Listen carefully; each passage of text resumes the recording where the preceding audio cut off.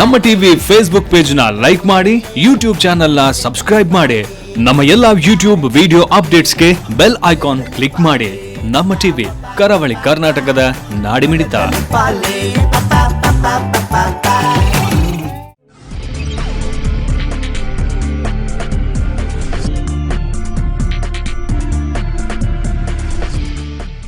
Dairy day Santosh rice ಮುಖ್ಯ ಪ್ರಾಯೋಜಕರಾಗಿರುವಂಥ ಜನಧ್ವನಿ ನೇರ ಪ್ರಸಾರ ಕಾರ್ಯಕ್ರಮಕ್ಕೆ ಪ್ರೀತಿಯ ಸ್ವಾಗತ. ಭಾರತ ದೇಶದಲ್ಲಿ ವಿವಿಧ ಭಾಗಗಳಲ್ಲಿ ಕಳೆದ ಕೆಲವಾರು ದಿನಗಳಿಂದ 7 ವರ್ಷದ 4 ವರ್ಷದ ಪುಟಾಣಿ ಹಸುಳೆಗಳ ಮೇಲೆ, ಹೆಣ್ಣು ಮಗುವಿನ ಮೇಲೆ ಅತ್ಯಾಚಾರಗಳು ಆಗ್ತಾ ಇವೆ. ಅತ್ಯಾಚಾರ ಅದನ್ನು ನಾವು ಖಂಡಿತವಾಗಿ ಕೂಡ ಪ್ರತಿಭಟಿಸಲೇಬೇಕು. ಯಾಕಂತ ಹೇಳಿದರೆ ಅತ್ಯಾಚಾರ ಎನ್ನುವುದೇ ಒಂದು ಮಹಾ ಅಪರಾಧ, ಅದರಲ್ಲಿ ಸಂಶಯ ಏನಿಲ್ಲ. ಆದರೆ ಕೆಲವು ಅತ್ಯಾಚಾರಗಳು ಕೆಲವು ಸಂಘಟನೆಗಳಿಗೆ ಅಥವಾ ಕೆಲವು ಪಕ್ಷಗಳಿಗೆ ಹೋರಾಡಲಿಕ್ಕೆ, ಮತ್ತು ಕೆಲವು ಅತ್ಯಾಚಾರಗಳು ಬೇರೆ ಪಕ್ಷಗಳಿಗೆ ಅಥವಾ ಬೇರೆ ಸಂಘಟನೆಗಳಿಗೆ ಹೋರಾಡಲಿಕ್ಕೆ ವಿಷಯ ಆಗ್ತಾ ಇದೆಯಲ್ಲ ಎನ್ನುವುದೇ ಬೇಸರದ ಸಂಗತಿ. ಎಲ್ಲವನ್ನೂ ವಿರೋಧಿಸಬೇಕಾಗಿರುವಂಥ ಅನಿವಾರ್ಯತೆಯಲ್ಲಿ ನಾವಿರುವಾಗ ಯಾಕೆ ಆ ಹೆಣ್ಣು ಮಗುವಿನ ಜಾತಿ ಧರ್ಮ ಅಥವಾ ಆರೋಪಿಯ ಜಾತಿ ಧರ್ಮವನ್ನು ನೋಡಿ ಪ್ರತಿಭಟಿಸುವ ಅಥವಾ ವಿರೋಧಿಸುವ ಅಥವಾ ಕನಿಷ್ಠ ಹೇಳಿಕೆ ಕೊಡುವ ಲೆವೆಲ್ಗೆ ನಮ್ಮ ದೇಶದ ರಾಜಕಾರಣಿಗಳು ಬಂದಿದ್ದಾರೆ ಅಂತ ಹೇಳಿದರೆ ಅದನ್ನು ಯಾವ ರೀತಿಯಲ್ಲಿ ಅರ್ಥ ಮಾಡಿಕೊಳ್ಬೇಕು ಅಂತ ಗೊತ್ತಾಗ್ತಾ ಇಲ್ಲ. ಹೆಣ್ಣು ಮುಸ್ಲಿಮ ಹಿಂದುವ ಅಥವಾ ಅತ್ಯಾಚಾರ ಮಾಡಿದವನು ಹಿಂದುವ ಮುಸ್ಲಿಮ ಎನ್ನುವುದು ಅಗತ್ಯನ? ಒಂದು ವೇಳೆ ಅಗತ್ಯ ಆದರೆ ಆ ಸಂಘಟನೆಗಳು ಅಥವಾ ಪಕ್ಷದ ತತ್ವ ಸಿದ್ಧಾಂತಗಳನ್ನು ಜನ ಸರಿಯಾಗಿ ಅರ್ಥ ಮಾಡಿಕೊಂಡಿಲ್ವ? ಒಂದು ಹೋರಾಟ, ಒಂದು ಪ್ರತಿಭಟನೆ, ಒಂದು ಹೆಣ್ಣು ಮಗು ಮುಸ್ಲಿಂ ಆದರೆ ಆಗತ್ತೆ ಅಥವಾ ಹಿಂದೂ ಆದರೆ ಆಗತ್ತೆ. ಕ್ಯಾಂಡ್ ಲೈಟ್ ಮಾರ್ಚ್ ಫಸ್ಟ್ ಒಂದು ವೇಳೆ ಮುಸ್ಲಿಂ ಹೆಣ್ಣು ಮಗು ಆದರೆ ಆಗತ್ತೆ, ಹಿಂದೂ ಆದರೆ ಆಗುವುದಿಲ್ಲ. ಹೀಗೆಲ್ಲ ಇರುವಂಥ ಸಂದರ್ಭದಲ್ಲಿ ಮಂಗಳೂರಿನಲ್ಲಿ ಎಲ್ಲಿ ತನಕ ಅಂತ ಹೇಳಿದ್ರೆ ಕಳೆದ ಬಾರಿ ಆಸಿಫಾ ಪ್ರಕರಣ ಆದಾಗ ಸೆಂಟ್ರಲ್ ಮಾರ್ಕೆಟ್ ಬಂದ್ ಆಗಿತ್ತು. ಆದರೆ ದಿವ್ಯ ಅಥವಾ ನಂತರದ ಪ್ರಕರಣಗಳಲ್ಲಿ ಆಗಿಲ್ಲ ಎನ್ನುವಂಥ ಮಾತನ್ನು ವೀಕ್ಷಕರು ಅಥವಾ ಜನ ಹೇಳ್ತಾ ಇದ್ದಾರಂತಾದರೆ ಯಾವ ರೀತಿಯ ಸಂದೇಶ ಹೋಗ್ತಾ ಉಂಟು? ಈ ಬಗ್ಗೆ ಚರ್ಚೆ ಮಾಡೋಣ. ಕರಾವಳಿ ಕರ್ನಾಟಕದ ಇಬ್ಬರು ಗಣ್ಯ ರಾಜಕೀಯ ನಾಯಕರೊಬ್ಬರು ಪ್ರತಿಭಾ ಕುಳಾಯಿ ಅವರು ಕಾಂಗ್ರೆಸ್ನ ವಕ್ತಾರೆ, ಅವರಿಗೆ ಕಾರ್ಯಕ್ರಮ ಪ್ರೀತಿಯ ಸ್ವಾಗತ. ಹಾಗೆ ಶ್ರೀಯುತ ಮಹೇಶ್ ತುಪ್ಪೆಕಲ್ ಅವರು ಬಿಜೆಪಿಯ ವಕ್ತಾರ, ಅವರಿಗೆ ಕಾರ್ಯಕ್ರಮ ಪ್ರೀತಿಯ ಸ್ವಾಗತ. ಮೇಡಮ್, ಹಾಗಾದರೆ ನಿಮ್ಗೇನು ಅನಿಸ್ತಾ ಉಂಟು? ಕಳೆದ ಬಾರಿ ಆಸಿಫಾ ಪ್ರಕರಣದಲ್ಲಿ ನಿಮ್ಮ ಸಂಘಟನೆ ಅಥವಾ ನಿಮ್ಮ ಪಕ್ಷ ಕಾಂಗ್ರೆಸ್ ಪಕ್ಷ ಪ್ರತಿಭಟನೆ ಮಾಡಿತು. ಕ್ಯಾಂಡಲ್ ಲೈಟ್, ನಂಗೆ ನೆನಪಿದೆ, ನಿಮ್ಮ ಅಧ್ಯಕ್ಷರು ನಿಂತ್ಕೊಂಡು ಕ್ಯಾಂಡಲ್ ಹಿಡಿದುಕೊಂಡು ಮಾರ್ಚ್ ಅಥವಾ ಪಾದಯಾತ್ರೆ ಮಾಡಿದರು. ಒಂದಿಷ್ಟು ಭಾಷಣ ಅಥವಾ ಮಾತುಗಳು ಆಗಿತ್ತು. ದಿವ್ಯ ಪ್ರಕರಣ ಬಂದಾಗ ನಿಮಗೆ ಕಾಣುವುದಿಲ್ಲ, ನಿಮಗೆ ಕ್ಯಾಂಡಲ್ಗಳು ಸಿಗುವುದಿಲ್ವಾ ಅಥವಾ ಮಾಡಬೇಕಂತ ಅನಿಸುವುದಿಲ್ವಾ? ಏನು ಕಾರಣ? Okay, first of all Nagendra, ನಾನು ಇವತ್ತು ಯಾವುದೋ ಒಂದು ಪಾರ್ಟಿಯನ್ನು ರೆಪ್ರೆಸೆಂಟ್ ಮಾಡಲಿಕ್ಕೆ ಬರಲಿಲ್ಲ. ಓಕೆ, ನಾನು ಹೆಣ್ಣಾಗಿ ಈ ಸ್ಟುಡಿಯೋಗೆ ಇವತ್ತು ಬಂದಿದ್ದೇನೆ. ನೈಸ್. ಇನ್ನೊಂದೇನಂದ್ರೆ, ನೀವು ಈಗಾಗಲೇ ಹೇಳಿದ್ರಿ, ದಿವ್ಯಾ ಪ್ರಕರಣ ಬರುವಾಗ ನೀವು ಕ್ಯಾಂಡಲ್ ಲೈಟ್ ಮಾಡಲ್ವಾ, ಆಸಿಫಾ ಪ್ರಕರಣದಲ್ಲಿ ನೀವು ಕ್ಯಾಂಡಲ್ ಲೈಟ್ ಮಾಡಿದ್ದೀರಿ ಅಂತ ಹೇಳ್ಕೊಂಡು. ನಾನು ನಿಮ್ಗೆ ಒಂದು ಹೇಳ್ತೇನೆ, ಆಸಿಫಾ ಪ್ರಕರಣಕ್ಕೆ ನಾನು ನನ್ನ ಸ್ಟೇಟ್ಮೆಂಟ್ ಅನ್ನು ಕೊಟ್ಟಿದ್ದೆ. ಆ ಸ್ಟೇಟ್ಮೆಂಟ್ ಅನ್ನು ಮತ್ತೆ ಅದು ಬೇರೆ ಬೇರೆ ರೀತಿಯಲ್ಲಿ ಅದು ಚೇಂಜ್ ಆಯಿತು. ಕೆಲವೊಬ್ರು ಸೋಷಿಯಲ್ ಮೀಡಿಯಾದಲ್ಲಿ ಅವರಿಗೆ ಬೇಕಾದಾಗೆ ಆ ಸ್ಟೇಟ್ಮೆಂಟ್ಗಳನ್ನು ಚೇಂಜ್ ಮಾಡಿಕೊಂಡ್ರು. ಅದಕ್ಕೆ ಬೇಕಾದಷ್ಟು ಪ್ರತಿಕ್ರಿಯೆಗಳು, ಅಪೋಸ್ ಅಂಡ್ ಫಾರ್ ಎಷ್ಟೋ ವಿಷಯಗಳು ಇತ್ತು. Let's leave that. ಓಕೆ, ಏನು ಸ್ಟೇಟ್ಮೆಂಟ್ ಕೊಟ್ಟಿದ್ರಿ ನೀವು? ನಾನು ಹೇಳಿದ್ದೆ, ನಾನು ನನ್ನನ್ನು, ನನ್ನ ಮಗಳನ್ನು ಆಸಿಫಾ ಅಂತ ಹೋಲಿಸ್ಕೊಳ್ತೇನೆ ಅಂತ ಹೇಳಿ. ಹೌದು, ಬಿಕಾಸ್ ನಾನೊಂದು ಹೆಣ್ಣು. Correct. So I represent myself to every girl child, or I represent my daughter to every girl child in India or anywhere. Okay. Because ನನ್ನ ಲೆಕ್ಕದಲ್ಲಿ 2 ಜಾತಿ ಇರುವುದು. ಧರ್ಮ, ಪೊಲಿಟಿಕಲ್ ಪಾರ್ಟೀಸ್ ಅದೆಲ್ಲ ಬಿಡಿ, 2 ಜಾತಿ ಇರುವುದು, ಗಂಡು ಜಾತಿ, ಹೆಣ್ಣು ಜಾತಿ. ಓಕೆ. ಸೊ ಐ ಫೀಲ್ ಒಂದು ಹೆಣ್ಣು ಮಗುವಿಗೆ ದೌರ್ಜನ್ಯ ಆಗುವಾಗ I take myself to that place. ಅಂದ್ರೆ ಆಸಿಫಾ ಪ್ರಕರಣ ಆದಾಗ ನೀವು ಅದನ್ನು ಹೇಳ್ಕೊಂಡಿದ್ದೇನೆ. ದಿವ್ಯ ಪ್ರಕರಣ ಆದಾಗ 1 ಮಿನಿಟ್, ದಿವ್ಯ ಪ್ರಕರಣ ಇವಾಗ ಆಗಿದ್ದು. ಅದರ ನಂತರ ಗೀತಾ ಪ್ರಕರಣ ಇತ್ತು. ಚೆನ್ನೈಯಲ್ಲಿ ಒಂದು ಮಗು ಮೇಲೆ ಇದೇ ಸೇಮ್ ರೀತಿ ಅತ್ಯಾಚಾರ ನಡೀತು. ಆವಾಗ್ಲೂ ನಾನು ಪ್ರೆಸ್ ಮಾಡಿದ್ದೆ, ಆವಾಗ್ಲೂ ನಾನು ಇದೇ ಮಾತನ್ನು ಹೇಳಿದ್ದೆ, ಆವಾಗ್ಲೂ ನಾನು ಖಂಡಿಸಿದ್ದೆ. ನನ್ನ ಬಗ್ಗೆ ನಾನು ಮಾತಾಡ್ತಾ ಇದ್ದೆ. ಆಯ್ತಾ? ಇವಾಗ ದಿವ್ಯ ಪ್ರಕರಣ ಆಗಿದೆ. ಈಗಾಗಲೇ 4-5 ದಿನ ಆಯ್ತು. ನಾವು ಒಂದು ಪ್ರತಿಭಟನೆಗೆ ಆಲ್ರೆಡಿ ಆರ್ಗನೈಸ್ ಮಾಡಿದ್ದೇವೆ ಮಹಿಳಾ ಕಾಂಗ್ರೆಸ್ ವತಿಯಿಂದ. ಇವತ್ತೊಂದು ಪ್ರೆಸ್ ಮೀಟ್ ಕರೀಲಿಕ್ಕೆ ಸಹ ಇತ್ತು. ಮತ್ತೆ ಕಾರಣಾಂತರದಿಂದ ನಮ್ಮ ಅಧ್ಯಕ್ಷರು ಸ್ವಲ್ಪ ಹುಷಾರಿಲ್ಲದ ಕಾರಣ ಅದು ರದ್ದಾಯ್ತು. ಬಟ್ ವೆರಿ ಸೂನ್ ನಾವು ಮಾಡ್ತೇವೆ. ಬಟ್ ಇಲ್ಲಿ ಆ ಪ್ರಶ್ನೆ ಇರುವುದಲ್ಲ. ಪ್ರತಿ ಸಲ ಈಗ ನಾವು ಜಾತಿ ಬಿಡುವ, ಧರ್ಮ ಬಿಡುವ, ಪಾಲಿಟಿಕ್ಸ್ ಬಿಡುವ, ಪ್ರತಿ ಸಲ ಒಂದು ಹೆಣ್ಣು ಮಗಳ ಮೇಲೆ ದೌರ್ಜನ್ಯ ಆದಾಗ ಬರೀ ಕ್ಯಾಂಡಲ್ ಇಟ್ಕೊಂಡ್ರೆ ಮುಗೀತದ? ಸ್ಟಾರ್ಟ್ ಮಾಡಿದ ಆಸಿಫಾ ಪ್ರಕರಣದಲ್ಲಿ ಸ್ಟಾರ್ಟ್ ಮಾಡಿದ ಕಾರಣ ಪ್ರಶ್ನೆ ಉದ್ಭವಿಸ್ತಾ ಇದೆ. ಯಾವ ಈಗ ನಿನ್ನ ದಿವ್ಯ ಪ್ರಕರಣದಲ್ಲಿ ನಾವೇನು ಹಿಂದೆ ಜರಿಲಿಲ್ಲಲ್ಲ. ಅಲ್ಲ, ಅವತ್ತು ನೀವು ಇಮಿಡಿಯೇಟ್ ಮಾಡಿದ್ರಿ, ಇವತ್ತು ನಿಮ್ಗೆ 4 ದಿನ ಅವತ್ತು ನಾವು ಇಮಿಡಿಯೇಟ್ ಮಾಡ್ಲಿಲ್ಲ. ನೀವು ಬೇಕಿದ್ರೆ ಡೇಟ್ಸ್ ಚೆಕ್ ಮಾಡಬಹುದು. 1 ವಾರ ಬಿಟ್ಟು ಮಾಡಿದ್ದು ನಾವು. ಇಮಿಡಿಯೇಟ್ ಆಗಿ ನಾವು ಮಾಡ್ಲಿಲ್ಲ. ಸರಿ. ಅದರ ನಂತರ ಇವಾಗ ಇರುವಂತದ್ದು ಏನಂದ್ರೆ, ನಾವು ಓಕೆ ಈಗ ನೀವು ನಮ್ಗೆ ಹೇಳ್ತಾ ಇದ್ದೀರಿ, ನಮ್ಮನ್ನು ಬ್ಲೇಮ್ ಮಾಡ್ತಾ ಇದ್ದೀರಿ, ಒಂದು ಪರ್ಟಿಕ್ಯುಲರ್ ಪಕ್ಷ ಇದ್ದವರು ಆ ದಿನ ಪ್ರತಿಭಟನೆ ಮಾಡಿದ್ರು, ಇವಾಗ ಏನು ಮಾತಾಡ್ತಾ ಇಲ್ಲ ಅಂತ ಹೇಳಿ. ಈಗ ಇನ್ನೊಂದು ಪಕ್ಷನೂ ಇದೆಯಲ್ಲ ಅಲ್ಲಿ, ಯಾಕೆ ಬೆಂಬಲಿಸ್ತಾ ಇಲ್ಲ, ಅವ್ರು ಯಾಕೆ ಪ್ರತಿಕ್ರಿಯೆ ಮಾಡ್ತಾ ಇಲ್ಲ? ಈಗ ಎಷ್ಟೋ ಸಂಘಟನೆಗಳು ಇದೆ. ಒಂದು ಗಂಡು ಇಲ್ಲಿ ದಕ್ಷಿಣ ಕನ್ನಡ ಜಿಲ್ಲೆ ವಿಷಯವೇ ತಗೊಳ್ಳುವ, ಯಾರಾದ್ರೂ ಒಂದು ಸಂಘಟನೆ ಕಾರ್ಯಕರ್ತ ತೀರ್ ಹೋದ ಅಂತ ಇದ್ರೆ ಎಲ್ಲ ಕಡೆ ಪ್ರತಿಭಟನೆಗಳನ್ನು ಮಾಡ್ತಾರೆ, ಎಲ್ಲ ಕಡೆ ಏನೋ ಒಂದು ಅವಾಂತರಗಳನ್ನು ಮಾಡ್ಕೊಳ್ತಾರೆ. ಬಟ್ ಯಾಕೆ ಪ್ರತಿ ಸಲ ಒಂದು ಹೆಣ್ಣು ಮಗಳು ಸಾಯುವಾಗ, ಆಸಿಫಾ ಬಿಡಿ, ದಿವ್ಯಾ ಬಿಡಿ, ಬೇರೆ ಬಿಡಿ, ನಮ್ಮ ಜಿಲ್ಲೆಯ ಹುಡುಗಿಯರು ಸಾಯುವಾಗ ಯಾಕೆ ಯಾರು ಆ ಸಂಘಟನೆಯವರು ಮುಂದೆ ಬಂದು ಫಸ್ಟ್ ಆಸಿಫಾ ಮತ್ತು ದಿವ್ಯಾ ಬಂದು ನಂತರ ನಮ್ಮ ಜಿಲ್ಲೆಗೆ ಬರೋಣ, ಯಾಕಂದ್ರೆ ಅವರಿಗೆ ಆನ್ಸರ್ ಟೈಮ್ ಕೊಡ್ಬೇಕು. ಹೇಳಿ, ಅವರು ಆ ದಿವಸವೂ ಮಾಡಿದ್ದಾರೆ, ಇನ್ನು ಮಾಡ್ತಾರಂತ ರೆಡಿ ಆಗಿದ್ದಾರಂತೆ. ಸಹೋದರಿಯವರು ತನ್ನ ಮಗಳ ಹೆಸರನ್ನು ಆಸಿಫಾಗೆ ಬದಲಾಯಿಸಿ ತುಂಬಾ ಸಂತೋಷದ ವಿಷಯ. ಆದ್ರೆ ಅದರ ಮೊದಲು ನಾನು ನಿಮ್ಗೆ ಇಂಟರ್ಫಿಯರ್ ಮಾಡಿಲ್ಲ, ನಾನು ಇಂಟರ್ಫಿಯರ್ ಮಾಡಿಲ್ಲ. ಜನತೆ ಕೇಳ್ತಾ ಇದ್ದಾರೆ, ಅವ್ರು ಹೇಳ್ತಾರೆ ನೀವು ಮಾತಾಡುವಾಗ ನಾನು ಇಂಟರ್ಫಿಯರ್ ಮಾಡಿಲ್ಲ, ಅವ್ರಿಗೆ ಗೊತ್ತುಂಟು, ಅವ್ರು ಕೇಳ್ತಾ ಇದ್ದಾರೆ. ಅದರ ಮೊದಲು ಜನವರಿ 14ನೇ ತಾರೀಕು ಆಸಿಫನ ಹತ್ಯೆ ಪ್ರಕರಣ ಆಗುವ ಮೊದಲು ಇವರೇ NSUA ಕಾರ್ಯಕರ್ತೆ ಕೇರಳದಲ್ಲಿ ಅಸ್ಸಾಂನ ಒಬ್ಬ ಮತಾಂಧನ ಕಾಮತೃಷೆಗೆ ಈಡೇದಾಗ ಅವರ ಹೆಸರನ್ನು ಇವರ ಮಗಳಿಗೆ ಬದಲಾಯಿಸಲು ಇವರಿಗೆ ಏಕೆ ಮನಸ್ಸು ಬರಲಿಲ್ಲ? NSUA ಕಾರ್ಯಕರ್ತೆ ಅವಳು, ಲಾಯರ್ ಸ್ಟೂಡೆಂಟ್ ಅವಳು. ಆ ಸಮಯದಲ್ಲಿ ಇವರ ಹೆಣ್ಣಿನ ಭಾವನೆ ಎಲ್ಲಿ ಹೋಗಿತ್ತು? ಜಮ್ಮು ಕಾಶ್ಮೀರದಲ್ಲಿ ಜನವರಿಯಲ್ಲಿ ಆದ ಘಟನೆ. ಜನವರಿ 10ನೇ ತಾರೀಕಿಗೆ ಅವಳು ನಾಪತ್ತೆ ಆಗಿದ್ಲು, 17ನೇ ತಾರೀಕಿಗೆ ಅವಳು ಹೆಣವಾಗಿ ದೊರೆಯಿತು. ನಾವು ಅದನ್ನು ಖಂಡಿಸ್ತೇವೆ. ಅವಳ ಮರಣವನ್ನು ಅಥವಾ ಅವಳ ಮೇಲೆ ಯಾವ ರೀತಿ ಅತ್ಯಾಚಾರ ನಡೆದದನ್ನು ಖಂಡಿಸ್ತೇವೆ. ಅವರ ಪ್ರತಿಭಟನೆ ನಡೆದದ್ದು ಏಪ್ರಿಲ್ 13ಕ್ಕೆ. ಅಂದ್ರೆ ನೀವೇನು ಹೇಳಲಿಕ್ಕೆ ಇಷ್ಟಪಡ್ತಾ ಇದ್ದೀರಿ ಮಹೇಶ್? ಬಿಜೆಪಿಯಲ್ಲಿ ಎಷ್ಟು ಜನ ಅತ್ಯಾಚಾರ ಮಾಡಿದ್ದಾರೆ, ಕಾಂಗ್ರೆಸ್ ಅಲ್ಲಿ ಎಷ್ಟು ಜನ ಅತ್ಯಾಚಾರ, ಅದನ್ನು ಹೇಳಲಿಕ್ಕೆ ಕರೆದಿದ್ದೀರಾ? ಅಥವಾ ನೀವು ಇದಕ್ಕೆ ಒಂದು ಹೆಣ್ಣು ಮಕ್ಕಳ ಮೇಲೆ ದೌರ್ಜನ್ಯ ಆಗಬಾರ್ದು, ಅವ್ರಿಗೆ ನ್ಯಾಯ ಸಿಗಬೇಕು, ಎಲ್ಲಾ ಹೆಣ್ಣು ಮಕ್ಕಳಿಗೆ ಸಿಗಬೇಕು, ಎಲ್ಲಾ ಹೆಣ್ಣು ಮಕ್ಕಳಿಗೆ ಸಿಗಬೇಕು, ಒಂದು ಧರ್ಮದ ಹೆಣ್ಣು ಮಕ್ಕಳಿಗೆ ಮಾಡಬೇಕು ಅಂತ ಈಗ ನೀವು ಪೊಲಿಟಿಕಲಿ ಆಗಿ ಕುತ್ಕೊಳ್ಳಿಸಿದ್ದೀರಾ ಅಥವಾ ನೀವು ಆಸ್ ಅ ಹ್ಯೂಮನ್ ಬೀಯಿಂಗ್ ಆಗಿ ಕುತ್ಕೊಳ್ಳಿಸಿದ್ದೀರಾ? ಇಲ್ಲಿ ಪ್ರತಿಭಟನೆ ಮಾಡುವಾಗ ಯಾವ ಸೈಡ್ಗೆ ಬರುತ್ತದೆ? ಅದು ಕೇರಳದಾಗ ನಿಮ್ಮ ಹ್ಯೂಮನ್ ಬೀಯಿಂಗ್ ಎಲ್ಲಿರ್ತದೆ, ಜಾರ್ಖಂಡ್ ಅಲ್ಲಿ ಆದಾಗ ನಿಮ್ಮ ಹ್ಯೂಮನ್ ಬೀಯಿಂಗ್ ಎಲ್ಲಿರ್ತದೆ, ವೆಸ್ಟ್ ಬೆಂಗಾಲ್ ಆದಾಗ ನಿಮ್ಮ ಹ್ಯೂಮನ್ ಬೀಯಿಂಗ್ ಎಲ್ಲಿರ್ತದೆ, ಅದು ಜಮ್ಮು ಕಾಶ್ಮೀರದಲ್ಲಿ ಆದಾಗ, ಗುಜರಾತ್ ಆದಾಗ ಮಾತ್ರ ನಿಮ್ಮ ಹ್ಯೂಮನ್ ಬೀಯಿಂಗ್ ಯಾಕೆ ರೈಸ್ ಆಗುವುದು? ಅದರ ಮೊದಲು ನಿಮ್ಮ ಹ್ಯೂಮನ್ ಬೀಯಿಂಗ್ ಎಲ್ಲಿರ್ತದೆ? ಉತ್ತರ ಪ್ರದೇಶದಲ್ಲ ಬೇಡ, ಸಿಂಪಲ್ ಆಗಿ ನಾವು ಚಿಕ್ಕಮಂಗ್ಳೂರಿಗೆ ಹೋಗುವ. ನಿಮ್ಮದೇ ಕಾರ್ಯಕರ್ತ ಅವನು ಹಲ್ಲೆ ಮಾಡಿ, ಅವನು ಒಂದು ಹೆಣ್ಣು ಮಗಳ ಮೇಲೆ ದೌರ್ಜನ್ಯ ಮಾಡಿ ಕೊಂದಿದ್ದ, ಆವಾಗ ನೀವೆಲ್ಲ ಎಲ್ಲಿದ್ರಿ? ಅವಳ ಹೆಸರು ಹೇಳಿ. ಅಲ್ಲ, ಹೆಸರೆಲ್ಲ ಸುಳ್ಳು ಹೇಳಬೇಡಿ. ಅವಳು ಸುಸೈಡ್ ಮಾಡ್ಕೊಂಡದ್ದು. ಓಕೆ, ನಿಮ್ಮ ಸುಸೈಡ್ ಮಾಡ್ಕೊಂಡದ್ದು. ಅಲ್ಲ, ನಿಮ್ಗೆ ಮಾಹಿತಿ ಇಲ್ಲದಿದ್ರೆ ನಮ್ಮ ಹತ್ರ ಕೇಳಿ ಮಾಹಿತಿ ಕೊಡ್ತೇವೆ. ನೀವು ಸುಳ್ಳು ಹೇಳಬೇಡಿ. ನಾಗೇಂದ್ರ, ನನಗೆ ಒಂದು ಕ್ಲಿಯರ್ ಆಗಬೇಕು ಈ ಸ್ಟುಡಿಯೋ ಅಲ್ಲಿ, ಬಿಕಾಸ್ ಎಲ್ಲರೂ I will walk out from the studio. ಯಾಕೆಂದ್ರೆ ಕಾಂಗ್ರೆಸ್ ಬಗ್ಗೆ ಮಾತಾಡ್ಲಿಕ್ಕೆ ಬಂದಿದ್ದೇವಾ ಅಥವಾ ಹೆಣ್ಣು ಮಕ್ಕಳ ಮೇಲೆ ದೌರ್ಜನ್ಯ ಆಗುವ ಬಗ್ಗೆ ಮಾತಾಡಲಿಕ್ಕೆ? ಹೆಣ್ಣು ಮಕ್ಕಳ ಮೇಲೆ ದೌರ್ಜನ್ಯ ಆಗುವಾಗ ಸ್ಪಷ್ಟವಾಗಿ ಕೇಳಿ, ಹೆಣ್ಣು ಮಕ್ಕಳ ಮೇಲೆ ದೌರ್ಜನ್ಯ ಆಗುವಾಗ ಒಂದು ಧರ್ಮದ ಮೇಲೆ ಹೆಣ್ಣು ಮೇಲೆ ಆದ್ರೆ ನೀವು ಮಾರ್ಚ್ ಫಾಸ್ಟ್ ಮಾಡ್ತೀರಿ, ನೀವು ಪಾದಯಾತ್ರೆ ಮಾಡ್ತೀರಿ, ಕ್ಯಾಂಡಿಡೇಟ್ ಮಾಡ್ತೀರಿ, ಬೇರೆ ಧರ್ಮದ ಮೇಲೆ ಯಾಕೆ? ನಿಮ್ಮ ಮೀಡಿಯಾದವರೇ ಬಂದು ನಮ್ಮ ಕವರೇಜ್ ತಗೊಂಡಿದ್ದಾರಲ್ಲ, ನಾವೀಗ ದಿವ್ಯ ಪ್ರಕರಣ ಸಲ್ಲಿಸ್ತೇವೆ. ದಿವ್ಯ ಪ್ರಕರಣದ ಬಗ್ಗೆ ಗೀತಾ ಹಿಂದೂ ಅಲ್ವಾ? ಅಲ್ಲ, ಓಕೆ, ನಾವು ಅಪ್ರಿಷಿಯೇಟ್ ಮಾಡ್ತೇವಲ್ಲ, ಗೀತಾ ಹೆಣ್ಣು ಮಗಳು ನಾವು ಅಪ್ರಿಷಿಯೇಟ್ ಮಾಡಿದ್ದೇವಲ್ಲ, ಮತ್ತೆ ನೀವು ಹೇಳ್ತಾ ಇದ್ದೇವಲ್ಲ, ಮಾಡುದಿಲ್ಲ ಅಂತ ಹೇಳಲೇ ಇಲ್ಲಲ್ಲ, ಮಾಡುದಿಲ್ಲ ಅಂತ ನಾನು ಎಲ್ಲೂ ಹೇಳಿಲ್ಲಲ್ಲ, ಮಾಡ್ತಾ ಇದ್ದೇವೆ. ವಿದಿನ್ ಅ ವೀಕ್ ಮಾಡ್ತೇವೆ, ನಾವು ವಿದಿನ್ ಸಾಟರ್ಡೆ ಮಾಡ್ತೇವೆ, ನಾವು ಆಲ್ರೆಡಿ ಮಾತುಕತೆ ಮಾಡ್ಕೊಂಡಿದ್ದೇವೆ, ಇಮಿಡಿಯೇಟ್ ಆಗಿ ಮಾಡ್ತೇವೆ. ಬಿಜಾಪುರದ ಗುಂಡಳೂರು ಗ್ರಾಮದಲ್ಲಿ ಬಾನು ಬೇಗಂ ಎಂಬ ಒಬ್ಳು ಗರ್ಭಿಣಿ ಮುಸ್ಲಿಂ ಯುವತಿಯನ್ನು ದಲಿತನ ಜೊತೆ ಮದುವೆ ಆದಕ್ಕೋಸ್ಕರ ಸುಟ್ಟು ಭಸ್ಮ ಮಾಡ್ತಾರೆ. ಆಗ ಇವರ ಔಟ್ರೇಜ್ ಎಲ್ಲಿ ಹೋಗಿತ್ತು? ಆಗ ಇವರ ಹ್ಯುಮ್ಯಾನಿಟಿ ಎಲ್ಲಿ ಹೋಗಿತ್ತು? ಅಲ್ಲ, ಈಗ ಮಹೇಶ್ವರಿ ಉತ್ತರ ಕೊಡ್ಬೇಕು. ಪ್ರತಿಯೊಂದಕ್ಕೆ ಇವರ ಸಿಲೆಕ್ಟಿವ್ ಔಟ್ರೇಜ್ ಗೋಸ್ಕರ ಅದನ್ನು ಅಪೋಸ್ ಮಾಡ್ಲಿಕ್ಕೆ ನೀವು ನನ್ನನ್ನು ಕರೆದಿರಂತ ಭಾವಿಸ್ತೇನೆ. ಒಂದು ಧರ್ಮದ ಹೆಣ್ಣು ಮಗಳಿಗೆ ಅನ್ಯಾಯ ಮಾತ್ರ ಪ್ರತಿಭಟನೆ ಅಂತ ಹೇಳ್ತಾ ಇಲ್ಲ. ವಾಪಸ್ ಅಲ್ಲಿ ನೋಡಿ,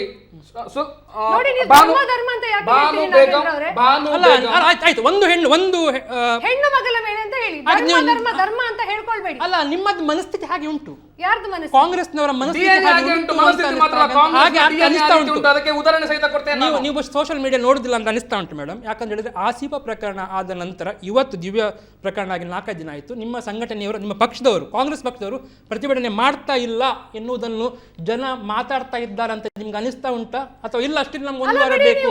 ಈಗ ಬಿಜೆಪಿ ಅವರು ಏನ್ ಮಾಡ್ತಾ ಇದ್ದಾರೆ? ಎಷ್ಟು ಪ್ರತಿಭಟನೆಗಳನ್ನು ಮಾಡಿದ್ರು? ಓಕೆ, ದಟ್ಸ್ ಎಷ್ಟು ನೈಸ್. ಮಾಡಿದ್ರು? Okay, that's nice. ಯಾಕೆ? ಆಸಿಫಾ ಆಗುವಾಗ ಅವ್ರು ಮಾಡ್ಬಾರ್ದು ಅಂತ ಏನಾದ್ರು ಉಂಟಾ? ಅದು ಪಾಯಿಂಟ್ ಮಹೇಶ್ ಅವರೇ. ಗೀತಾ ನಿಮ್ಮ ಆಗುವಾಗ ಅವ್ರು ಮಾಡ್ಬಾರ್ದು ಅಂತ ಏನು ಉಂಟಾ? ಉತ್ತರ ಕೊಡ್ತೇನೆ ಅದಕ್ಕೆ. ಗೀತಾ ತೀರು ಹೋಗುವಾಗ ಮಾಡ್ಬಾರ್ದು ಅಂತ ಉತ್ತರ ಉಂಟಾ? ಕೊಡ್ತೇನೆ ಅದಕ್ಕೆ. That's Kavya true. ಪ್ರಕರಣ ಆಯ್ತು ಇಲ್ಲಿ. ಯಾರಾದ್ರೂ ಒಂದು ಮಾತೇ ಮಾತಾಡಿದ್ರೆ ಇವರು ನಾಯಕರು? ಓಕೆ ಪಾಯಿಂಟ್ ಅದೇ ಮಹೇಶ್ ಅವರು, ನಿಮ್ಮಲ್ಲೂ ಕೂಡ ಪಾಯಿಂಟ್, ಉತ್ತರ ಕೊಡ್ತೇನೆ ಅದಕ್ಕೆ ನಾನು. ಉತ್ತರ ಕೊಡ್ಲಿಕ್ಕೆ ಅವಕಾಶ ಮಾಡಿಕೊಡ್ಬೇಕು ನಾನು. ನಿಮ್ಮಲ್ಲೂ ಪ್ರಾಬ್ಲಮ್ ಇದೆ. ಆಸಿಫಾ ಪ್ರಕರಣ ನೀವು ಕೂಡ ಮುಸ್ಲಿಮರ ಹೆಣ್ಣು ಮಗಳ ಮೇಲೆ ಅತ್ಯಾಚಾರ ಎಷ್ಟು ಮಾಡಿದ್ದೀರಿ ಅಂತ ಅವ್ರು ಕೇಳ್ತಾ ನೋಡಿ, ಇದ್ದಾರೆ. ನಾನು ಇದಕ್ಕೆ ಕ್ಲಾರಿಟಿ ಮತ್ತು ವಿತ್ ಡೇಟ್ ಮತ್ತು ಎವಿಡೆನ್ಸ್ ನಾನು ಕೊಡ್ತೇನೆ ನಿಮಗೆ. ಓಕೆ, ಆಸಿಫ್ ಅನ್ನೋದು ಏನೋ ಅನ್ಯಾಚುರಲ್ ಡೆತ್ ಆದದ್ದು 17th ಅಂತ ಫಾರೆನ್ಸಿಕ್ ರಿಪೋರ್ಟ್ ಅಲ್ಲಿ. ನೀವು ಅದನ್ನು ರೇಪ್ ಅಂತ ಹೇಳುದಿಲ್ಲ? ಅಲ್ಲ, 100% ಅದು ಯಾವುದಲ್ಲಿ FIR ಅಲ್ಲಿ ಅಥವಾ ಚಾರ್ಜ್ ಶೀಟ್ ಅಲ್ಲಿ ಏನು ಇದಾಗಿದೆ ಅದನ್ನು ನಾವು ಒಪ್ಕೊಳ್ಳೇಬೇಕು, ನ್ಯಾಯಾಲಯದ ತೀರ್ಪು ಬರುವ ತನಕ. ಇವರು ಪ್ರತಿಭಟನೆ ಮಾಡಿದ್ರು. 17ನೇ ತಾರೀಕಿಗೆ ಕೋರ್ಟ್ಗೆ ಚಾರ್ಜ್ ಶೀಟ್ ಸಲ್ಲಿಸ್ತಾರೆ ಅಂತ ಹೇಳುವಾಗ 13ನೇ ತಾರೀಕಿಗೆ ನಾವು ಗಿಡುಗಗಳನ್ನು ವಲ್ಚರ್ಸ್ ಅಂತ ಕರೀತಾರೆ, ಸತ್ತ ಹೆಣವನ್ನು ಹುಡುಕಾಡ್ತಾ ಹೋಗ್ತಾ ಇರ್ತದೆ, ಅಂತ ಕೆಲಸವನ್ನು ಕಾಂಗ್ರೆಸ್ ಮಾಡ್ತಾ ಉಂಟು. ನಾವು ಯಾಕೆ ಮಾಡಲಿಲ್ಲ? ಅಲ್ಲಿ ಆರೋಪಿಗಳ ಬಂಧನ ಆಗಲಿಲ್ಲ ಅಂದ್ರೆ ನಾವು ಪ್ರತಿಭಟನೆ ಮಾಡಿದ್ದೇವೆ. ಅದು ಪ್ರಶಾಂತ್ ಪೂಜಾರಿದಿರಲಿ ಅಥವಾ ಶರತ್ ಮಡಿವಾಳದಿರಲಿ ಅಥವಾ ಯಾರದಿರಲಿ, ಆರೋಪಿಗಳ ಬಂಧನ ಆಗಲಿಲ್ಲ ಅಂದ್ರೆ ಪ್ರತಿಭಟನೆ ಮಾಡುವ ಅದರಲ್ಲಿ ಆಗಿತ್ತು ಅಂತ ಹೇಳುದು ನೀವು? ಹೌದು. ಆರೋಪಿಗಳ ಪ್ರತಿಭಟನೆ ಬಂಧನ ಆದ ನಂತರ 13ನೇ ಏಪ್ರಿಲ್ಗೆ 17ನೇ ಏಪ್ರಿಲ್ಗೆ ಇವರು ಚಾರ್ಜ್ ಶೀಟ್ ಸಲ್ಲಿಕೆ ಮಾಡಲಿಕ್ಕೆ 4 ದಿವಸ ಮೊದಲು ಇವರಿಗೆ ಗೊತ್ತಾಯಿತು ಇವರು ಪ್ರತಿಭಟನೆ ಮಾಡ್ತಾರೆ. ಇವತ್ತು ಮಧ್ಯಪ್ರದೇಶದಲ್ಲಿ ಅರೆಸ್ಟ್ ಮಾಡಿದ್ದಾರೆ. ಪ್ರತಿಭಟನೆ ಯಾಕೆ ಮಾಡಬೇಕು? ಅಂದ್ರೆ ನೀವು ಇಮ್ರಾನ್ ಬಗ್ಗೆ ಹೇಳುದು? ಹೌದು. 24 ಗಂಟೆ ಒಳಗೆ ಅವನು ಅರೆಸ್ಟ್ ಆಗಿದೆ. ಪ್ರತಿಭಟನೆ ಯಾಕೆ ಮಾಡಬೇಕು? ನಾವು ಇವರಲ್ಲಿ ಏನು ಇಚ್ಛೆ ಪಡ್ತಾ ಇದ್ದೇವೆ? ಇಂಥ ವಿಷಯಗಳಿಗೆ ತರ್ತೀರಾ, ಅಷ್ಟರವರೆಗೆ ಇಂಥ ಪ್ರಾಬ್ಲಮ್ಸ್ ಮತ್ತೆ ಆಗ್ತಾ ಇರ್ತದೆ. ಯಾವ ವಿಷಯ? ಪಾಲಿಟಿಕ್ಸ್ ಅನ್ನು ನೀವು ಯಾವಾಗವರೆಗೆ ಇದಕ್ಕೆ ಕನೆಕ್ಟ್ ಮಾಡ್ತಾ ಇರ್ತೀರಾ? ಓಕೆ, ಹಾಗಿದ್ರೆ ಪಾಲಿಟಿಕ್ಸ್ ಮುಟ್ಟದೆ ಇದನ್ನು ಚರ್ಚೆ ಮಾಡಲಿಕ್ಕೆ ಸಾಧ್ಯ ಉಂಟು. ಎಸ್, ಹಾಗಾದ್ರೆ ಹಾಗೆ ನೋಡ್ಲಿಕ್ಕೆ ಹೋದ್ರೆ ಎಲ್ಲಾ ಪಕ್ಷದಲ್ಲಿ ಎಷ್ಟೋ ಲಿಸ್ಟ್ ಔಟ್ ಮಾಡ್ಕೊಂಡು ನಾನು ಬರ್ಬೋದು, ಗೊತ್ತಾಯ್ತಾ? ಇದು ಈಗ it's a very clear, very serious issue on the death which is taken place for the children. ಮಕ್ಕಳ ಮೇಲೆ ಏನೆಲ್ಲ ಪ್ರಾಬ್ಲಮ್ ಆಗಿದೆ ಅದರ ಬಗ್ಗೆ ನಾವು ಮಾತಾಡ್ತಾ ಇದ್ದೇವೆ ಈಗ. ಓಕೆ, ಈಗ ಪ್ರಾಬ್ಲಮ್ ಆಸಿಫ್ ಅವರ ಇದು ಅತ್ಯಾಚಾರ ಆದಾಗ ನೀವು ಯಾಕೆ ಪ್ರತಿಭಟನೆ ಮಾಡಿಲ್ಲ ಮಹೇಶ್? ನಾನು ನಿಮಗೆ ಕ್ಲಾರಿಟಿ ಕೊಟ್ಟೆ ಇಲ್ಲಿ. ಅದರ ಇನ್ವೆಸ್ಟಿಗೇಷನ್ ರಿಪೋರ್ಟ್ಸ್ ಬಂಧನ ಯಾರನ್ನೆಲ್ಲ ಮಾಡಿ ಅಂದ್ರೆ ನೀವು ಡಿಸೈಡ್ ಮಾಡ್ತೀರಿ ಯಾವ್ದಕ್ಕೆ. ನಾವು ಡಿಸೈಡ್ ಮಾಡಲ್ಲ ಯಾವಾಗ ಪ್ರತಿಭಟನೆ ಮಾಡಬೇಕು. ಒಂದು ಪ್ರಜಾಪ್ರಭುತ್ವ ವ್ಯವಸ್ಥೆಯಲ್ಲಿ ಯಾವಾಗ ಪ್ರತಿಭಟನೆ ಮಾಡಬೇಕು? ಸೊ ಅವರು ಆಸಿಫ್ ಮಾಡಿ ತಪ್ಪು, 100% ತಪ್ಪು. ಅರೆಸ್ಟ್ ಆದ ನಂತರ ಅಲ್ಲಿ ಅರೆಸ್ಟ್ ಆಗಿಲ್ವಾ? ಅರೆಸ್ಟ್ ಆಗಿಲ್ವಾ? ಗೀತಾ ಪ್ರಕರಣದಲ್ಲಿ ಅರೆಸ್ಟ್ ಆಗಿಲ್ವಾ? ಯಾರು ಹೇಳಿದ್ರು? ನೀವು ಚೆಕ್ ಮಾಡ್ಕೊಳ್ಳಿ. ನಿಮಗೆ ಗೊತ್ತಿಲ್ಲ ನೀವು ಚೆಕ್ ಮಾಡ್ಕೊಳ್ಳಿ. ನೀವು ಚೆಕ್ ಮಾಡ್ಕೊಳ್ಳಿ. ಗೀತಾ ಪ್ರಕರಣದಲ್ಲಿ ಅದು ಅರೆಸ್ಟ್ ಆಗ್ಲಿಲ್ಲ ಅಂದ್ರೆ ನಾವು ಪ್ರತಿಭಟನೆ ಮಾಡ್ಲಿಲ್ಲ ಅಂತ ಹೇಳಿದ್ರೆ ನಮಗೆ ಸಾಮಾಜಿಕ ಜವಾಬ್ದಾರಿ ಇಲ್ಲ ಅಂತ ಅರ್ಥ. ನಾವು ದೇಶ, ಧರ್ಮ ಮತ್ತು ಸಮಾಜದ ಬಗ್ಗೆ ನೀವು ಒಂದು ಮಹಿಳೆಯನ್ನು ಇಲ್ಲಿ ಕುತ್ಕೊಳ್ಳಿಸಬೇಕು.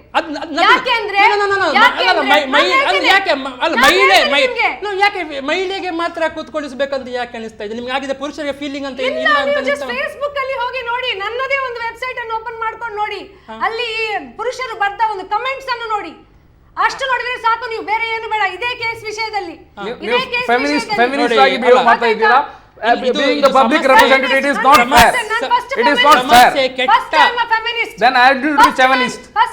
Then we need to be feminist. Feminist ಬಿಡಿ, ನೀವು ಆಲ್ರೆಡಿ ಫೆಮಿನಿಸ್ಟ್ ಆಗಿದ್ದಕ್ಕೆ ನಮ್ಮ ಅವಸ್ಥೆ ಈ ರೀತಿ ಆಗಿದೆ. ಒಂದು ಸಮಸ್ಯೆ ಇರೋದು ಒಳ್ಳೆಯ ಮನಸ್ಸು ಮತ್ತು ಕೆಟ್ಟ ಮನಸ್ಸು ನಡುವೆ, ವಿನಃ ಅದು ಹಿಂದೂ ಧರ್ಮ ಮುಸ್ಲಿಂ ಅಲ್ಲ ಅಥವಾ ಪುರುಷ ಅಥವಾ ಮಹಿಳೆ ಅಲ್ಲ. ನೀವು ಅರ್ಥ ಮಾಡ್ಕೊಳ್ಬೇಕು. ಒಳ್ಳೆ ಮನಸ್ಸಿನವರಾಗಿದೆ. ನೀವು ಅದನ್ನು ಎಲ್ಲ ಎಲ್ಲೆಲ್ಲಿ ಮಾಡ್ತಾ ಇದ್ದೀರಿ, ಆಗದಿಂದ ನಾನು ನೋಡ್ತಾ ಇದ್ದೇನೆ. ಇಲ್ಲ, ನಿಮ್ಗೆ ಆನ್ಸರ್ ಕೊಡ್ಲಿಕ್ಕೆ ಇಲ್ಲ ಅಂತ ಹೇಳಕ್ಕೆ ನೀವು ನಮ್ಮ ಮೇಲೆ ಬ್ಲೇಮ್ ಮಾಡ್ತೀರಿ. ಓಕೆ, ಆಯ್ತು ಬಿಡಿ. ಓಕೆ, ಈಗ ಆಸಿಫಾ ಪ್ರಕರಣದಲ್ಲಿ ಪ್ರತಿಭಟನೆ ಮಾಡಿದ್ರು, ಅಥವಾ ಈಗ ನೀವು ಹೇಳ್ತೀರಿ ಅರೆಸ್ಟ್ ಆದ್ರೆ ಮಾತ್ರ ಮಾಡ್ತೀರಾ ಅಂತ ಹೇಳ್ತೀರಾ? ಅರೆಸ್ಟ್ ಆಗ್ಲಿಲ್ಲ ಅಂದ್ರೆ, ಒಂದು ವೇಳೆ ನಮ್ಮ ದಕ್ಷಿಣ ಕನ್ನಡ ಜಿಲ್ಲೆಯಲ್ಲಿ ರಮಣತ್ ರೈ ಅವರು ಆಗಿ ಸರ್ಕ್ಯೂಟ್ ಹೌಸ್ ಅಲ್ಲಿ ಪೊಲೀಸರನ್ನು ಕೂತ್ಕೊಂಡು ಆ ರೀತಿ ಮಾಡಬೇಡಿ ಈ ರೀತಿ ಮಾಡಬೇಡಿ ಅಂತ ಏನಾದರೂ ಹಸ್ತಕ್ಷೇಪ ಆದ್ರೆ ಆಗ ಪೊಲೀಸ್ ಇಲಾಖೆಯನ್ನು ಎಚ್ಚರಿಕೆ ಮಾಡಲಿಕ್ಕೆ ಪ್ರತಿಭಟನೆ ಅಗತ್ಯ ಉಂಟು. ಆ ಆಸಿಫಾ ಪ್ರಕರಣಕ್ಕೆ ಇವರು ಕೊಟ್ಟ ಬನ್ನ ಯಾವುದೋ ಒಂದು ಸ್ವಂತ ಮನೆಯ ಗುಡಿ, ನಮ್ಮ ಎಲ್ಲರ ಮನೆಯಲ್ಲಿ ಒಂದು ಗುಡಿ ಇರ್ತದೆ, ಅದನ್ನು ದೇವಸ್ಥಾನ ಎಂಬುದಕ್ಕೆ ಅದಕ್ಕೆ ಬನ್ನ ಕೊಟ್ಟು ಹಿಂದೂಗಳನ್ನು, ಈ ದೇಶದ ಮೂಲ ನಿವಾಸಿಗಳನ್ನೇ ಒಂದು ಅವಹೇಳನ ಮಾಡುವಂತ ಕೆಲಸವನ್ನು ಕಾಂಗ್ರೆಸ್ ಮಾಡಿತು. ಅದರ ಉದ್ದೇಶ ಇಷ್ಟೇ, ಅವರು ಹಿಂದೂಗಳನ್ನು ಅಂತಾರಾಷ್ಟ್ರೀಯ ಮಟ್ಟದಲ್ಲಿ ಕೆಟ್ಟವರೆಂದು ಬಿಂಬಿಸಲು ಇವರು ಪ್ರಯತ್ನ ಪಡ್ತಾ ಇದ್ದಾರೆ. ಅದು ಕಾಂಗ್ರೆಸ್ನ DNA ಅಲ್ಲಿ ಉಂಟು. ಅದಿಲ್ಲ ಅಂತ ನೀವು ಹೇಳಿ ಮೇಡಮ್. ಅದು ಹೇಗೆ ಯಾವ ಕಾಂಗ್ರೆಸ್ ಯಾವ ರೀತಿಯಲ್ಲಿ ಯಾಕೆ ಅಂತ ಬೇಕಾದ್ರೆ ನಾನು 1758ರಿಂದ ಇವತ್ತಿನ ತನಕ ಅದಕ್ಕೆ ಉತ್ತರ ಕೊಡ್ತೇನೆ. ಅಲ್ಲ, ಕಾಂಗ್ರೆಸ್ನ DNA ಉಂಟು ಅಂದ್ರೆ ಏನು ಪ್ರಶ್ನೆ? ಹಾಗಾದ್ರೆ ಅವರು ಹಿಂದೂಗಳಲ್ವಾ? ನಾನು ನಿಮ್ಗೆ ಅವರು ಹಿಂದೂ ವಿರೋಧಿಗಳಂತ ಪ್ರೋಗ್ರಾಮ್ ನೀವೇ ಮಾತಾಡ್ತಾ ಇರಿ. ಅವರು ಹಿಂದೂ ವಿರೋಧಿಗಳಂತ ಹೇಳುವುದಕ್ಕೆ ಅವರ ಸ್ವತಃ ಅಶೋಕ್ ಗೆಹ್ಲೋಟ್ ಅವರು AIC ಜನರಲ್ ಸೆಕ್ರೆಟರಿ ಅವರು ಗುಜರಾತ್ ಎಲೆಕ್ಷನ್ ನಂತರ ಒಂದು ಸ್ಟೇಟ್ಮೆಂಟ್ ಕೊಡ್ತಾರೆ, ನಾವು ನಮ್ಮನ್ನು ಪರಾಮರ್ಶಿಸಿ ನೋಡಬೇಕು. ಓಕೆ ಸರಿ. 2014 ಎಲೆಕ್ಷನ್ ನಂತರ ಕೇರಳದ ಸಚಿವರು ಸ್ಟೇಟ್ಮೆಂಟ್ ಕೊಡ್ತಾರೆ. ಅಂದ್ರೆ ಕಾಂಗ್ರೆಸ್, ನಾನು ಇಲ್ಲಿ ಹೇಳಿಕ್ಕೆ ಇಚ್ಛೆ ಪಡ್ತೇನೆ ಅಂದ್ರೆ ಕಾಂಗ್ರೆಸ್ನಲ್ಲಿ ಇದು ಹಿಂದೂಗಳು ಕೂಡ ಪರಾಮರ್ಶೆ ಮಾಡ್ಬೇಕಂತ ಸಂದರ್ಭ ಬಂದಿದೆ.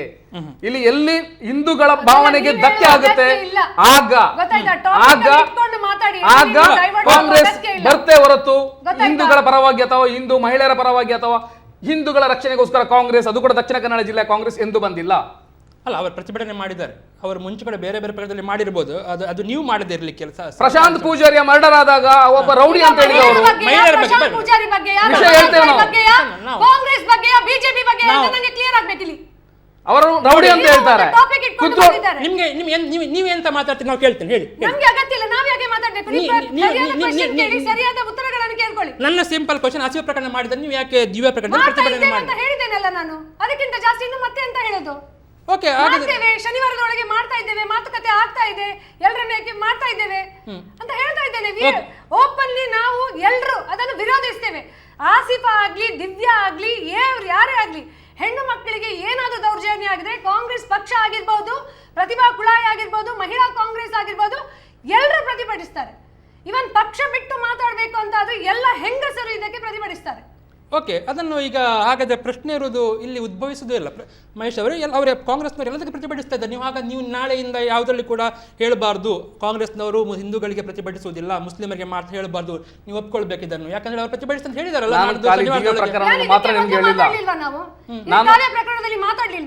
ದಿವ್ಯ ಪ್ರಕರಣ ಮಾತ್ರ ಹೇಳ್ತಾ ಇಲ್ಲ ನಾಗೇಂದ್ರಣ್ಣ. ಕಾವ್ಯ ಪ್ರಕರಣ ಈಗ ಕಾವ್ಯ ಪ್ರಕರಣ ಚರ್ಚೆ ಆಗಬೇಕಾಗಿದ್ರೆ ಅಲ್ಲಲ್ಲ, ನಾನು ಹೇಳೋದು ಹೆಣ್ಣು ಮಕ್ಕಳು ಅಂತ ಹೇಳಿದ್ರೆ ಪರ್ಟಿಕ್ಯುಲರ್ ಆಗಿ ಈಗ ಈ ಪ್ರಕರಣ ಈಗಷ್ಟೇ ಆಗಿದ್ದು. ನಾಳೆ ನಾಳ್ದು ನಾವು ಪ್ರತಿಭಟನೆಗಳನ್ನು ಮಾಡ್ತೇವೆ.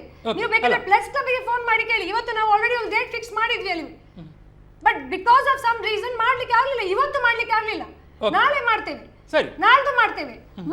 ಖಂಡಿತವಾಗಿ ವಿರೋಧಿಸ್ತೇವೆ. ಈ ಸೋಷಿಯಲ್ ಮೀಡಿಯಾದಲ್ಲಿ ಕೂತ್ಕೊಂಡು, ನಾನು ಮೀಡಿಯಾದಲ್ಲಿ ಕೂತ್ಕೊಂಡು ಹೇಳ್ತಾ ಇದ್ದೇನೆ, ನಾವು ಇದನ್ನು ಖಂಡಿಸ್ತೇವೆ. ಯಾರು ಇಂಥದಕ್ಕೆ ಸಪೋರ್ಟ್ ಮಾಡುದಿಲ್ಲ. ಮನುಷ್ಯ ಆದವನು ಇಂಥ ಕೃತ್ಯಗಳಿಗೆ ಸಪೋರ್ಟ್ ಮಾಡುದಿಲ್ಲ.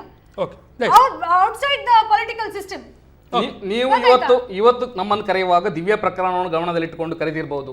ನಾನು 4-5 ಉದಾಹರಣೆಗಳನ್ನು ಡೇಟ್ ಸಮೇತ ಕೊಟ್ಟಿದ್ದೇನೆ. ಕರ್ನಾಟಕದಲ್ಲಿ ಆದದ್ದು, ನಾನು ಪಶ್ಚಿಮ ಬಂಗಾಳದಲ್ಲಿ ಆದದ್ದನ್ನು, UP-ಯಲ್ಲಿ ಆದದ್ದನ್ನು ಹೇಳ್ತಾ ಇಲ್ಲ. ಕರ್ನಾಟಕದಲ್ಲಿ ಆದದ ಬಾನು ಬೇಗಂ, ಅದು ಹಿಂದೂ ಹೆಂಗಸಲ್ಲ, ಮುಸ್ಲಿಂ ಮಹಿಳೆ. ಅಲ್ಲಿ ಅಪೋಸಿಟ್ ದಲಿತ ಹುಡುಗ, ದಲಿತ ಹುಡುಗ. ಸಮಯದಲ್ಲಿ ಇವರ ಹೃದಯ ಮಿಡಿಯುವುದಿಲ್ಲ, ಇವರಿಗೆ ಹ್ಯುಮ್ಯಾನಿಟಿ ಇಲ್ಲ. ದಿವ್ಯಾ ಪ್ರಕರಣಕ್ಕೆ ಹೆಣ್ಣು ಮಕ್ಕಳ ಮೇಲೆ ದೌರ್ಜನ್ಯ ಆಗ್ತದೆ, ಅದರ ಬಗ್ಗೆ ಮಾತಾಡಲಿಕ್ಕೆ ನೀವು ಎಚ್ಚರ ಮಾಡಿದ ನಂತರ ಅವರೇನೋ ಡೇಟ್ ಹೇಳ್ತಾ ಇದ್ದಾರೆ. ಏನು ಮಾಡ್ಬೇಕು ಹೇಳಿ, ನೀವು ಹೇಳಿ. ಏನ್ ಮಾಡ್ಬೇಕು ನಮ್ಮ ರಾಜ್ಯದಲ್ಲಿ, ನಮ್ಮ ರಾಷ್ಟ್ರದಲ್ಲಿ? ಅದು ಬೇಡವಾ? ರಾಷ್ಟ್ರ ವಿಷಯ ಮಾತಾಡಬಾರ್ದು, ರಾಜ್ಯ ವಿಷಯ ಮಾತಾಡಬಾರ್ದು ಅಂತ, ಅಥವಾ ಅದು ಮಾತಾಡ್ಬೋದು? ಅಟ್ಲೀಸ್ಟ್ ಲಾ ಆ್ಯಂಡ್ ಆರ್ಡರ್ ಬಗ್ಗೆ ಹೇಳ್ಬೋದಾ? ರಾಜ್ಯದಲ್ಲಿ ಏನು ಮಾಡಬೇಕು? ನಿಮ್ಮ ಮತ್ತು JDS ಸರ್ಕಾರ ಉಂಟು, ಏನು ಮಾಡ್ಬೇಕು ಹೇಳಿ. ಏನು ಮಾಡಿದ್ರೆ ಯಾವುದೇ ಹೆಣ್ಣು ಮಗಳಿಗೆ ಅನ್ಯಾಯ ಆಗುದಿಲ್ಲ? ಸಿಂಪಲ್ ಆಗಿ ನಾನು ಹೇಳ್ತೇನೆ, ಪ್ರತಿ ಒಂದು ಹೆಣ್ಣು ಮಗಳು ಉಂಟಲ್ಲ, ಅವಳನ್ನು ರಕ್ಷಿಸಲಿಕ್ಕೆ ಅವಳು ನೋಡ್ಬೇಕು. ಈ ಅವ್ರು JDS ನವ್ರು ನೋಡ್ತಾರ, BJP ಅವ್ರು ನೋಡ್ತಾರ, ಕಾಂಗ್ರೆಸ್ ನವ್ರು ನೋಡ್ತಾರ ಅಂತ ಅಲ್ಲ. ಒಂದು 4 ವರ್ಷದ ಮಗುವನ್ನು ಒಬ್ಬ ರೇಪ್ ಮಾಡ್ತಾನೆ ತಗೊಂಡೋಗಿ ಅವಳು ರಕ್ಷಣೆ ಮಾಡಬೇಕು. ಕಾನೂನನ್ನು ಸರಿ ಮಾಡಬೇಕು. ಇಲ್ಲಿ ಪದೇ ಪದೇ ಯಾಕೆ ಆಗ್ತಾ ಇದೆ? ಭಾರತ ದೇಶದಲ್ಲಿ ಪದೇ ಪದೇ ಯಾಕೆ ಆಗ್ತಾ ಇದೆ? ಯಾಕೆ ಅಂದ್ರೆ ದ ಸಿಸ್ಟಮ್, ನಮ್ದು ಇದು ಲಾ ಅಂಡ್ ಆರ್ಡರ್ ಏನಿದೆ ಅದು ಸರಿಯಾಗಿಲ್ಲ, ಹಾಗಾಗಿ ಆಗ್ತಾ ಇದೆ. ಯಾಕೆ ಸೌದಿ ಅರೇಬಿಯಲ್ಲಿ ಆಗ್ತಾ ಇಲ್ಲ? ಕರೆಕ್ಟ್ ಆಗಿ ಒಂದು ಸೀರಿಯಸ್ ಆಗಿ ಒಬ್ಬನಿಗೆ ಶಿಕ್ಷೆ ಕೊಡಿಯಲ್ಲ, ಇಂಥ ಪ್ರಕರಣ ಮಾಡಿದವನಿಗೆ ಇಮಿಡಿಯೇಟ್ ಆಗಿ ಪನಿಷ್ ಮಾಡಿ ಅಲ್ಲ, ಗಲ್ಲಿಗೇರಿಸೋದಲ್ಲ. ಗಲ್ಲಿಗೇರಿಸಲಿಕ್ಕೆ ಎಷ್ಟು ಟೈಮ್ ತಗೊಳ್ತಾರೆ? ಇಮಿಡಿಯೇಟ್ ಆಗಿ ಪನಿಷ್ ಮಾಡಿ ಅಲ್ಲ, ಒಂದು ಇಬ್ಬರಿಗೆ ಮಾಡಿ ಕನ್ಫರ್ಮ್ ಆದ ಮೇಲೆ ಅವರೇ ಮಾಡಿದ್ದಂತ ಹೇಳಿ ಅಲ್ಲಿಗೆ ಮತ್ತೆ ಮತ್ತೆ ಇಂಥ ಪ್ರಕರಣಗಳು ಬರುವುದಿಲ್ಲ. ಆಸಿಫಾ ಪ್ರಕರಣ ರೇಪ್ ಅಲ್ಲ ಅಂತಾನೆ ಕೆಲವರು BJP, ಓಕೆ BJP ಬೇಡ, ಕೆಲವು ವ್ಯಕ್ತಿಗಳು ಪ್ರೂವ್ ಮಾಡ್ಲಿಕ್ಕೆ ರೆಡಿ ಇದ್ದಾರೆ. ನೀವು ಕೇಳ್ತೀರಾ ಆಸಿಫಾ ಪ್ರಕರಣ ರೇಪ್ ಅಲ್ಲ ಅಂತ ನೀವು ಒಪ್ಲಿಕ್ಕೆ ರೆಡಿ ಇದ್ದೀರಾ? ಅಥವಾ ನೀವು ರೇಪ್ ಅಂತ ಪ್ರೂವ್ ಆಗುವ ಮೊದಲೇ ಪ್ರತಿಭಟನೆ ಮಾಡ್ತೀರಾ? ಕೋರ್ಟ್ ಇದೆಯಲ್ಲ, ಕೋರ್ಟ್ ಅಲ್ಲಿ ಕರೆಕ್ಟ್ ಆದ ತೀರ್ಪು ಬರಲಿ. ಅವನು ನಿಜವಾಗಿ ತಪ್ಪಿತಸ್ಥನಾದ್ರೆ ಅವನಿಗೆ ಪನಿಷ್ ಆಗ್ಬೇಕು. He should be punishable. Immediate ಆಗಿ ಆಗ್ಬೇಕು, ಇಷ್ಟು ಪ್ರೊಲಾಂಗ್ ಮಾಡಬಾರದು. ಮೇಲ್ನೋಟಕ್ಕೆ ಆಸಿಫಾ ಪ್ರಕರಣ ರೇಪ್ ಅಂತ ನೀವು ವಾದಿಸ್ತಾ ಇದ್ದೀರಾ ಹಾಗಾದ್ರೆ? ಖಂಡಿತವಾಗಿ ಮಗು ಮೇಲೆ ದೌರ್ಜನ್ಯ ಮಹೇಶ್ ಅವ್ರೆ, ಆಗಿದೆಯಲ್ಲ, ಆಸಿಫಾ ಅಂತ ಅಲ್ಲ ಹೇಳ್ತಾ ಇರೋದು. ಎಷ್ಟೋ ರೇಪ್ ಕೇಸಸ್ ಆಗ್ತಾ ಇದೆ ಇಂಡಿಯಾದಲ್ಲಿ. ನೋಡಿದ್ರೆ around 34,000 women are raped. Every 15 minutes there is one girl child raped. ಎಷ್ಟೋ ಪ್ರಕರಣಗಳು ಇಟ್ಸ್ ನಾಟ್ ಕಮಿಂಗ್, ಹೊರಗೆ ಬರ್ತಾ ಇಲ್ಲ. ಎಷ್ಟೋ ಡೊಮೆಸ್ಟಿಕ್ ವೈಲೆನ್ಸಸ್ ಹೊರಗೆ ಬರ್ತಾ ಇಲ್ಲ. ಖಾಲಿ ರೆಕಾರ್ಡ್ ಅಲ್ಲಿ ಇದ್ದದ್ದು ಅಲ್ಪ ಸ್ವಲ್ಪ ಬರ್ತಾ ಇದೆ ಅಷ್ಟೇ. ಅದರ ಬಗ್ಗೆ ನಾವು ಕಾಳಜಿ ವಹಿಸಿಕೊಳ್ಳಬೇಕು. ಒಳ್ಳೆ ರೂಲ್ಸ್ ಅಂಡ್ ರೆಗ್ಯುಲೇಷನ್ಸ್ ಮಾಡಬೇಕು, ಪಾಲಿಸೀಸ್ ಮಾಡಬೇಕು. ಒಳ್ಳೆ rules and regulations, women are protected. ಒಳ್ಳೆ ರೂಲ್ಸ್ ಅಂಡ್ ರೆಗ್ಯುಲೇಷನ್ ಅಂತ ಹೇಳಿದ್ರೆ ಕಠಿಣ ಕಾನೂನು ತರಬೇಕು ಅಂತ ಹೇಳಿ. ಮಹೇಶ್ ಅವರೇ ಮಾತಾಡಿ. ನಿಮ್ಮ ಆಸಿಫಾ ಪ್ರಕರಣ 54 ವರ್ಷ ದೇಶವನ್ನ ಆಡಳಿತ ಮಾಡಿದ ಒಂದು ಪಕ್ಷದ ವಕ್ತಾರರು ನಮ್ಮ ದೇಶದ ಕಾನೂನು ಸರಿ ಇಲ್ಲ ಅಂತ ಹೇಳುವುದು ಇದು ಕಾಂಗ್ರೆಸ್ ಪಕ್ಷದ ಆಡಳಿತಕ್ಕೆ ಹಿಡಿದ ಕೈಗನ್ನಡಿ. ಇನ್ನು ಬೇರೆ ಏನು ಸ್ಟೇಟ್ಮೆಂಟ್ ನಾವು ಕೊಡ್ಬೇಕಂತಿಲ್ಲ. ನಮ್ಮ ದೇಶದ ಕಾನೂನನ್ನು ಸೌದಿ ಅರೇಬಿಯಾದ ಕಾನೂನಿಗೆ ಹೋಲಿಸುವ ಅಗತ್ಯವೇ ಇಲ್ಲ. ನಮ್ಮ ದೇಶದ ಆದಂತ ನೈತಿಕತೆಯನ್ನು ಹಿಡ್ಕೊಂಡು ಬಂದಿದೆ. ಸೌದಿ ಅರೇಬಿಯಾದಂತ ಕಾನೂನು ನಮ್ಮ ದೇಶದ ಕಾನೂನು ಅಜಗಜಾಂತರ ವ್ಯತ್ಯಾಸ ಉಂಟು. ಒಂದು ವೇಳೆ ಸೌದಿ ಅರೇಬಿಯಾದ ಕಾನೂನು ನಮ್ಮ ದೇಶದಲ್ಲಿ ಲಾಗು ಆಗುದಾದ್ರೆ ಇವತ್ತು ಸಾವಿರಾರು ಮಂದಿ ಪ್ರತಿದಿನ ಗಲ್ಲಿಗೆ ಏರ್ಬೇಕಾಗಬಹುದು. ಅಲ್ಲ, ಹೆದರಿಕೆ ಬಂದ್ರೆ ಅರ್ಧಕ್ಕರ್ಧ ಕಮ್ಮಿ ಆಗ್ತದೆ. ಹಾಗೆ ಸ್ವಾಮಿ, ಅಲ್ಲಿ ಕ್ರೈಮ್ ಕಮ್ಮಿ ಆಗಿದೆ ಸ್ವಾಮಿ. ಕಡಿಮೆ ಆಗ್ತದೆ. ದೆಹಲಿಯ ಅತ್ಯಾಚಾರಿಗೆ ಹ್ಯಾಂಗ್ ಟಿಲ್ ಡೆತ್ ಇದಾಗಿದೆ. ಎಷ್ಟು ಟೈಮ್ ಆಯ್ತು ಆಗಿ? ಅದಾದ ನಂತರ ಹೆದರಿಕೆ ಇಲ್ವಾ? ಅದಾದ ನಂತರ ರೇಪ್ ಇನ್ಸಿಡೆಂಟ್ ಆಗಿರಲಿಲ್ವಾ? ಬೇಕಾ ಆಗ್ಲಿಕ್ಕೆ? ಅಂತ ಪ್ರಕರಣಗಳಲ್ಲಿ ಅಷ್ಟು ಟೈಮ್ ಬೇಕಾ ಆಗ್ಲಿಕ್ಕೆ? ಅಲ್ಲ, ಈಗ ಅವರ ಒಂದು ಪಾಯಿಂಟ್ ನಾನು ನಿಮ್ಗೆ ಕೇಳಲೇಬೇಕು. ನೀವು ಹೇಳಿದ್ರೆ ಕಠಿಣ ಕಾನೂನು ತರಬೇಕು ನಮ್ಮ ಹೆಣ್ಣು ಮಕ್ಕಳ ರಕ್ಷಣೆಗೆ ಅಂತೇಳಿ. ಕಠಿಣ ಕಾನೂನು ತರಲಿಕ್ಕೆ ಅವರ ಪಾಯಿಂಟ್ ಹೇಳಿದ್ದು 54 ವರ್ಷ ಆಳ್ವಿಕೆ ಮಾಡಿದ್ದು ಯಾರು ಅಂತೇಳಿ. ಈಗ ನೀವು ಆನ್ಸರ್ ಕೊಡಬೇಕು. ಮಾಡ್ಬೇಕಲ್ಲ, ಅಮೆಂಡ್ಮೆಂಟ್ ಮಾಡ್ಬೇಕು. ನೋಡಿ, ನಾನು ಯಾವುದೋ ಒಂದು ಪಕ್ಷವನ್ನು ರೆಪ್ರೆಸೆಂಟ್ ಮಾಡ್ಲಿಕ್ಕೆ ಇಲ್ಲಿ ಬರ್ಲಿಲ್ಲ. ಆಯ್ತು, ನೀವು ಈಗ ಯಾಕೆ ಮೇಡಮ್, ನೀವು ಈಗ ಬರೀ ಒಬ್ರು ಪ್ರತಿಭಾಕುಳಾಗಿ ಬಂದಿದ್ದೀರಾ? ನಾನು ಮಹಿಳೆಯಾಗಿ ಬಂದಿದ್ದೇನೆ ಇಲ್ಲಿ. ಓಕೆ, ಎಂತ ಮಾಡ್ಬೇಕು? ನಮ್ಮ ರಾಷ್ಟ್ರದವರು ಎಂತ ಮಾಡ್ಬೇಕು ಈಗ? ಪ್ರತಿಭಟನೆ ಅಥವಾ ಕಠಿಣ ಕಾನೂನು ಏನ್ ಮಾಡ್ಬೇಕು? ಕ್ಯಾಂಡಲ್ ಅಲ್ಲಿ ಹೊತ್ತಿಸ್ಕೊಂಡು ಮಾಡ್ತಾರಲ್ಲ ಒಂದೊಂದು ಹೆಣ್ಣು ಮಕ್ಕಳು ಸಾಯುವಾಗ, ಏನಾದ್ರೂ ರೂಲ್ಸ್ ಅಂಡ್ ರೆಗ್ಯುಲೇಷನ್ಸ್ ಅಲ್ಲಿ ಚೇಂಜ್ ಆಗ್ತದಾ? ಇಲ್ಲಲ್ಲ, ಅದೇ ರೂಲ್ಸ್ ಅಂಡ್ ರೆಗ್ಯುಲೇಷನ್ಸ್ ಅಲ್ಲ, ಅದೇ ಕಾನೂನಲ್ಲ ಇರುವಂತ. ಏನ್ ಮಾಡ್ಬೇಕಾಗಿದ್ರೆ ರೂಲ್ಸ್ ಅಂಡ್ ರೆಗ್ಯುಲೇಷನ್ ಕರೆಕ್ಟ್ ಆಗಿ ಮಾಡ್ಬೇಕು. ಆವಾಗ ಯಾರು ಮಾಡ್ತಾರೆ? ಒಂದು ಕೈ ಒಂದು ಕಾಲ್ ಕಡ್ದು ಹಾಕಿದ್ರೆ ಇಂಥವ್ರಿಗೆ ಆಟೋಮ್ಯಾಟಿಕ್ ಆಗಿ ಯಾರು ಮಾಡ್ಲಿಕ್ಕೆ ಬರುದಿಲ್ಲ ಇಂಥ ಕೃತ್ಯಗಳನ್ನು. ಆಸಿಫಾ ಪ್ರಕರಣ ಇದು ಒಂದು 50-60-70 ವರ್ಷ ನಮ್ಮ ದೇಶದಲ್ಲಿ ತುಂಬಾ ಎಷ್ಟೋ ಗೊತ್ತಿಲ್ಲದ ಉಂಟು ಪ್ರಕರಣಗಳು, ಎಷ್ಟೋ ಗೊತ್ತಿಲ್ಲದ ಪ್ರಕರಣಗಳು. ಗೊತ್ತಿರೋದು ಎಷ್ಟಿರ್ಬೋದು? ಸಾವಿರಾರು ಲಕ್ಷಾಂತರ ಗೊತ್ತಿರೋದಿರ್ಬೋದು. ಹೌದು, ನಾವ್ ಯಾಕೆ ಯೋಚನೆ ಮಾಡಿಲ್ಲ ಇನ್ನು ಇಷ್ಟು ವರ್ಷ? ಹಾಗಾದ್ರೆ ಇವತ್ತು ಮಾಡ್ಬೇಕಲ್ಲ, ಇನ್ನಾದ್ರೂ ಯೋಚನೆ ಮಾಡ್ಬೇಕಲ್ಲ. ಅಂದ್ರೆ 70 ವರ್ಷ ಹಾಗಾದ್ರೆ ಇನ್ನು ಯೋಚನೆ ಮಾಡುವಂತದ್ದು ಅಂದಾಜು ಇಲ್ವಾ? ಓಕೆ, ನಾವು ಒಂದು ಚಿಕ್ಕ ಫ್ಲಾಶ್ ಬ್ಯಾಕ್ ಹೋಗೋಣ. 70 ವರ್ಷ ನಾವು ಹಾಗಾದ್ರೆ ಅಷ್ಟು ಆದ ಹೆಣ್ಣು ಮಕ್ಕಳಿಗೆ ಏನು ನ್ಯಾಯ ಬೇಡವಾ? ಆಕೆ ನಮ್ಮ ದೇಶದಲ್ಲಿ ಒಂದು ಪಕ್ಷ ಇತ್ತಪ್ಪ, ಅವರು ಏನು ಕಠಿಣ ಕಾನೂನು ಮಾಡ್ಲಿಲ್ಲ ಅಂತೇಳಿ ಕಾಯ್ಬೇಕಿತ್ತು. Lot of acts been made against dowry act, sati pratha, ಎಷ್ಟೋ ಆಕ್ಟ್ಸ್ ಗಳನ್ನು ಮಾಡಿದ್ದಾರೆ. ಹಿಂದೂ ಮ್ಯಾರೇಜ್ ಆಕ್ಟ್ ಆಗಿರ್ಬೋದು, ಎಷ್ಟೋ ಮಾಡಿದ್ದಾರೆ. ಅಂದ್ರೆ ಸೊ ಹೆಣ್ಣು ಮಕ್ಕಳ ಡೆವಲಪ್ಮೆಂಟ್ ಮತ್ತೆ ಅವರ ಅಪ್ಲಿಫ್ಟ್ಮೆಂಟ್ ಗೆ ಎಷ್ಟೋ ಆಕ್ಟ್ಸ್ ಗಳನ್ನು ಮಾಡಿದ್ದಾರೆ. ಆ ಸರ್ಕಾರವನ್ನು ಮಾಡಿದೆ, ಈ ಸರ್ಕಾರವನ್ನು ಮಾಡ್ತಾ ಇದೆ, ಇಲ್ಲ ಅಂತ ನಾನು ಹೇಳುದಿಲ್ಲ. ಇನ್ನೂ ಮಾಡಬೇಕು ಅಂತ ಹೇಳೋದು. ಆದಷ್ಟು ಇನ್ನೂ ಇಂಥ ಕಾರ್ಯಕ್ರಮಗಳನ್ನು ತರಬೇಕು. ಅಲ್ಲ, ಮಧ್ಯಪ್ರದೇಶದಲ್ಲಿ 10 ವರ್ಷದಿಂದ ಕಡಿಮೆ ವಯಸ್ಸಿನ ಹೆಣ್ಣು ಮಗಳಿಗೆ ರೇಪ್ ಆದ್ರೆ ಅತ್ಯಾಚಾರಿಗೆ 10 ಗಲ್ಲು ಶಿಕ್ಷೆ ಅಂತ ಇದೆ. ಒಳ್ಳೆಯ ಕಾನೂನು. ಅಂತ ಕಾನೂನು ನಮ್ಮ ದೇಶದಲ್ಲೇ ಬರಬೇಕು. ಯಾಕೆ ನಾವು ಇಷ್ಟು ವರ್ಷ ತರಲಿಲ್ಲ ಎನ್ನುವುದೇ ಪ್ರಶ್ನೆ ಈಗ ಆಗಿದ್ರೆ. ಹಾಗಾದ್ರೆ ಇನ್ನೊಂದು ವಿಷಯ ಏನಂದ್ರೆ, ಈ ಗಲ್ಲು ಶಿಕ್ಷೆ ಬಗ್ಗೆ ನಾವು ಮಾತಾಡ್ತೇವೆ ಅಲ್ಲ, ಈಗ ನಿರ್ಭಯ ಪ್ರಕರಣ ಆಯ್ತು. ಆ ಪ್ರಕರಣ ಆಗಿ ಎಷ್ಟು ಟೈಮ್ ಆಯ್ತು? ಅವನಿಗೆ ಗಲ್ಲು ಶಿಕ್ಷೆ ಅನೌನ್ಸ್ ಯಾವಾಗ ಆಗಿತ್ತು? ಇಷ್ಟು ಡಿಲೇ ಯಾಕೆ? ಎಷ್ಟೋ ಸಮಯ, ಎಷ್ಟೋ ಸಲ ಏನಾಗ್ತದೆ ಅಂದ್ರೆ, ನಾನು ನಿರ್ಭಯನ ಅಮ್ಮನ ಒಂದು ಆರ್ಟಿಕಲ್ ಅನ್ನು ಓದಿದ್ದೆ. ಅದರಲ್ಲಿ ಅವ್ರು ಹೇಳ್ತಾರೆ, ಅವ್ರು ಯಾವ ರೀತಿ ಶಿ ಗೋಸ್ ಥ್ರೂ ವೆನ್ ಅವರು ಕೋರ್ಟಿಗೆ ಹೋದಾಗ ಯಾವ ರೀತಿಯ ಟಾರ್ಚರ್, ಮೆಂಟಲ್ ಹರಾಸ್ಮೆಂಟ್ ಅವ್ರು ಫೇಸ್ ಮಾಡ್ಕೊಳ್ತಾ ಇದ್ದಾರೆ ಅಂತ, ಯಾವ ರೀತಿ ಸಾಕ್ಷಿಗಳು ಯಾರಿದ್ರು ಅವ್ರು ಯಾವ ರೀತಿ ಹಿಂದೆ ಜರಿತಾ ಇದ್ದಾರೆ, ಅದರ ಬಗ್ಗೆ ಅವ್ರು ಮಾತಾಡಿದ್ದಾರೆ. ಇದೇ ಆಗೋದು. ವರ್ಷಾಂಗಟ್ಲೆ ಕೇಸ್ ಕೋರ್ಟ್ ಅಂತ ಅಲಿತಾ ಇರ್ತೇವೆ ನಾವು, ಕೇಸ್ ಅಲ್ಲಿಗೆ ಒಂದಿನ ಬಿಟ್ಟು ಹೋಗ್ತದೆ. ಅದರ ವಿರುದ್ಧ ಎರಡು ಹೇಳ್ಬೇಕು. ಎರಡು ಇದನ್ನು ನಾನು ಅದಕ್ಕೆ ಡೇಟ್ ಸಮೇತ ನಿಮಗೆ ಕೊಡ್ತೇನೆ. ಕೇರಳದ ದಲಿತ ಯುವತಿಯ ಮೇಲೆ ಆದ ಅತ್ಯಾಚಾರ 6 ತಿಂಗಳಲ್ಲಿ ಅವನಿಗೆ 291 ವಿಟ್ನೆಸ್ಗಳ ಮುಖಾಂತರ, NSU ಲೀಡರ್ಗೆ ಅವಳು ಲಾಯರ್ ಆಗಿದ್ಲು, ಸ್ಟೂಡೆಂಟ್ ಆಗಿದ್ಲು, 291 ಸಾಕ್ಷಿಗಳ ಮುಖಾಂತರ 6 ತಿಂಗಳಲ್ಲಿ ಗಲ್ಲು ಶಿಕ್ಷೆ ಕಾಯಮಾಗಿದೆ. ಅದು ನಂತರ ಹೈಯರ್ ಕೋರ್ಟಲ್ಲಿ ಅಪೀಲ್ ಮಾಡ್ತಾರೆ, ಅದು ಸೆಕೆಂಡರಿ. ನಮ್ಮ ದೇಶದ ಪ್ರಜಾಪ್ರಭುತ್ವ ದೇಶ. ಸೌದಿ ಅರೇಬಿಯಾ ಅಥವಾ ಗಲ್ಫ್ ಕಂಟ್ರಿ ಆಗಿ ಬೇರೆ ಕಂಟ್ರಿಗಳಾಗಿ ನಿರಂಕುಶವಾದಿ ಪ್ರಜಾಪ್ರಭುತ್ವ ಅಲ್ಲ ನಮ್ದು. ಅವ್ರು ಅದನ್ನ ಬೇಕು, ನೀವು ಅದು ಬೇಕಂತ ಹೇಳುದು.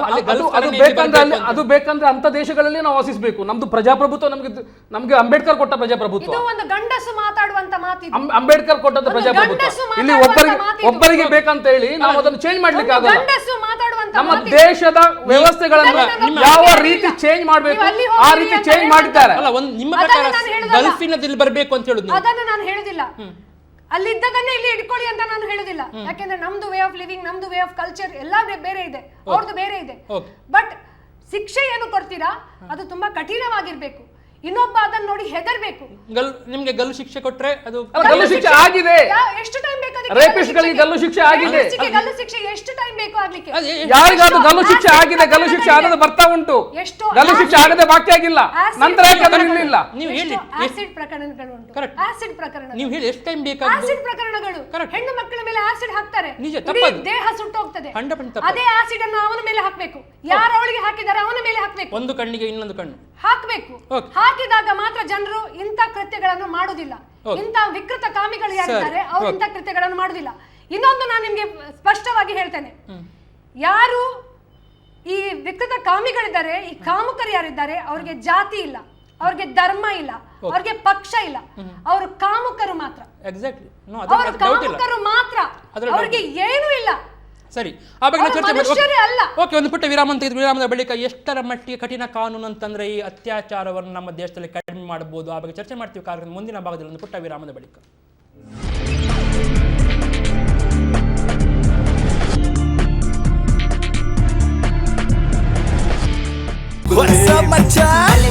ನಮ್ಮ ಟಿವಿ ಫೇಸ್ಬುಕ್ ಪೇಜ್ ನ ಲೈಕ್ ಮಾಡಿ, ಯೂಟ್ಯೂಬ್ ಚಾನೆಲ್ ನ ಸಬ್ಸ್ಕ್ರೈಬ್ ಮಾಡಿ. ನಮ್ಮ ಎಲ್ಲಾ ಯೂಟ್ಯೂಬ್ ವಿಡಿಯೋ ಅಪ್ಡೇಟ್ಸ್ಗೆ ಬೆಲ್ ಐಕಾನ್ ಕ್ಲಿಕ್ ಮಾಡಿ. ನಮ್ಮ ಟಿವಿ, ಕರಾವಳಿ ಕರ್ನಾಟಕದ ನಾಡಿಮಿಡಿತ.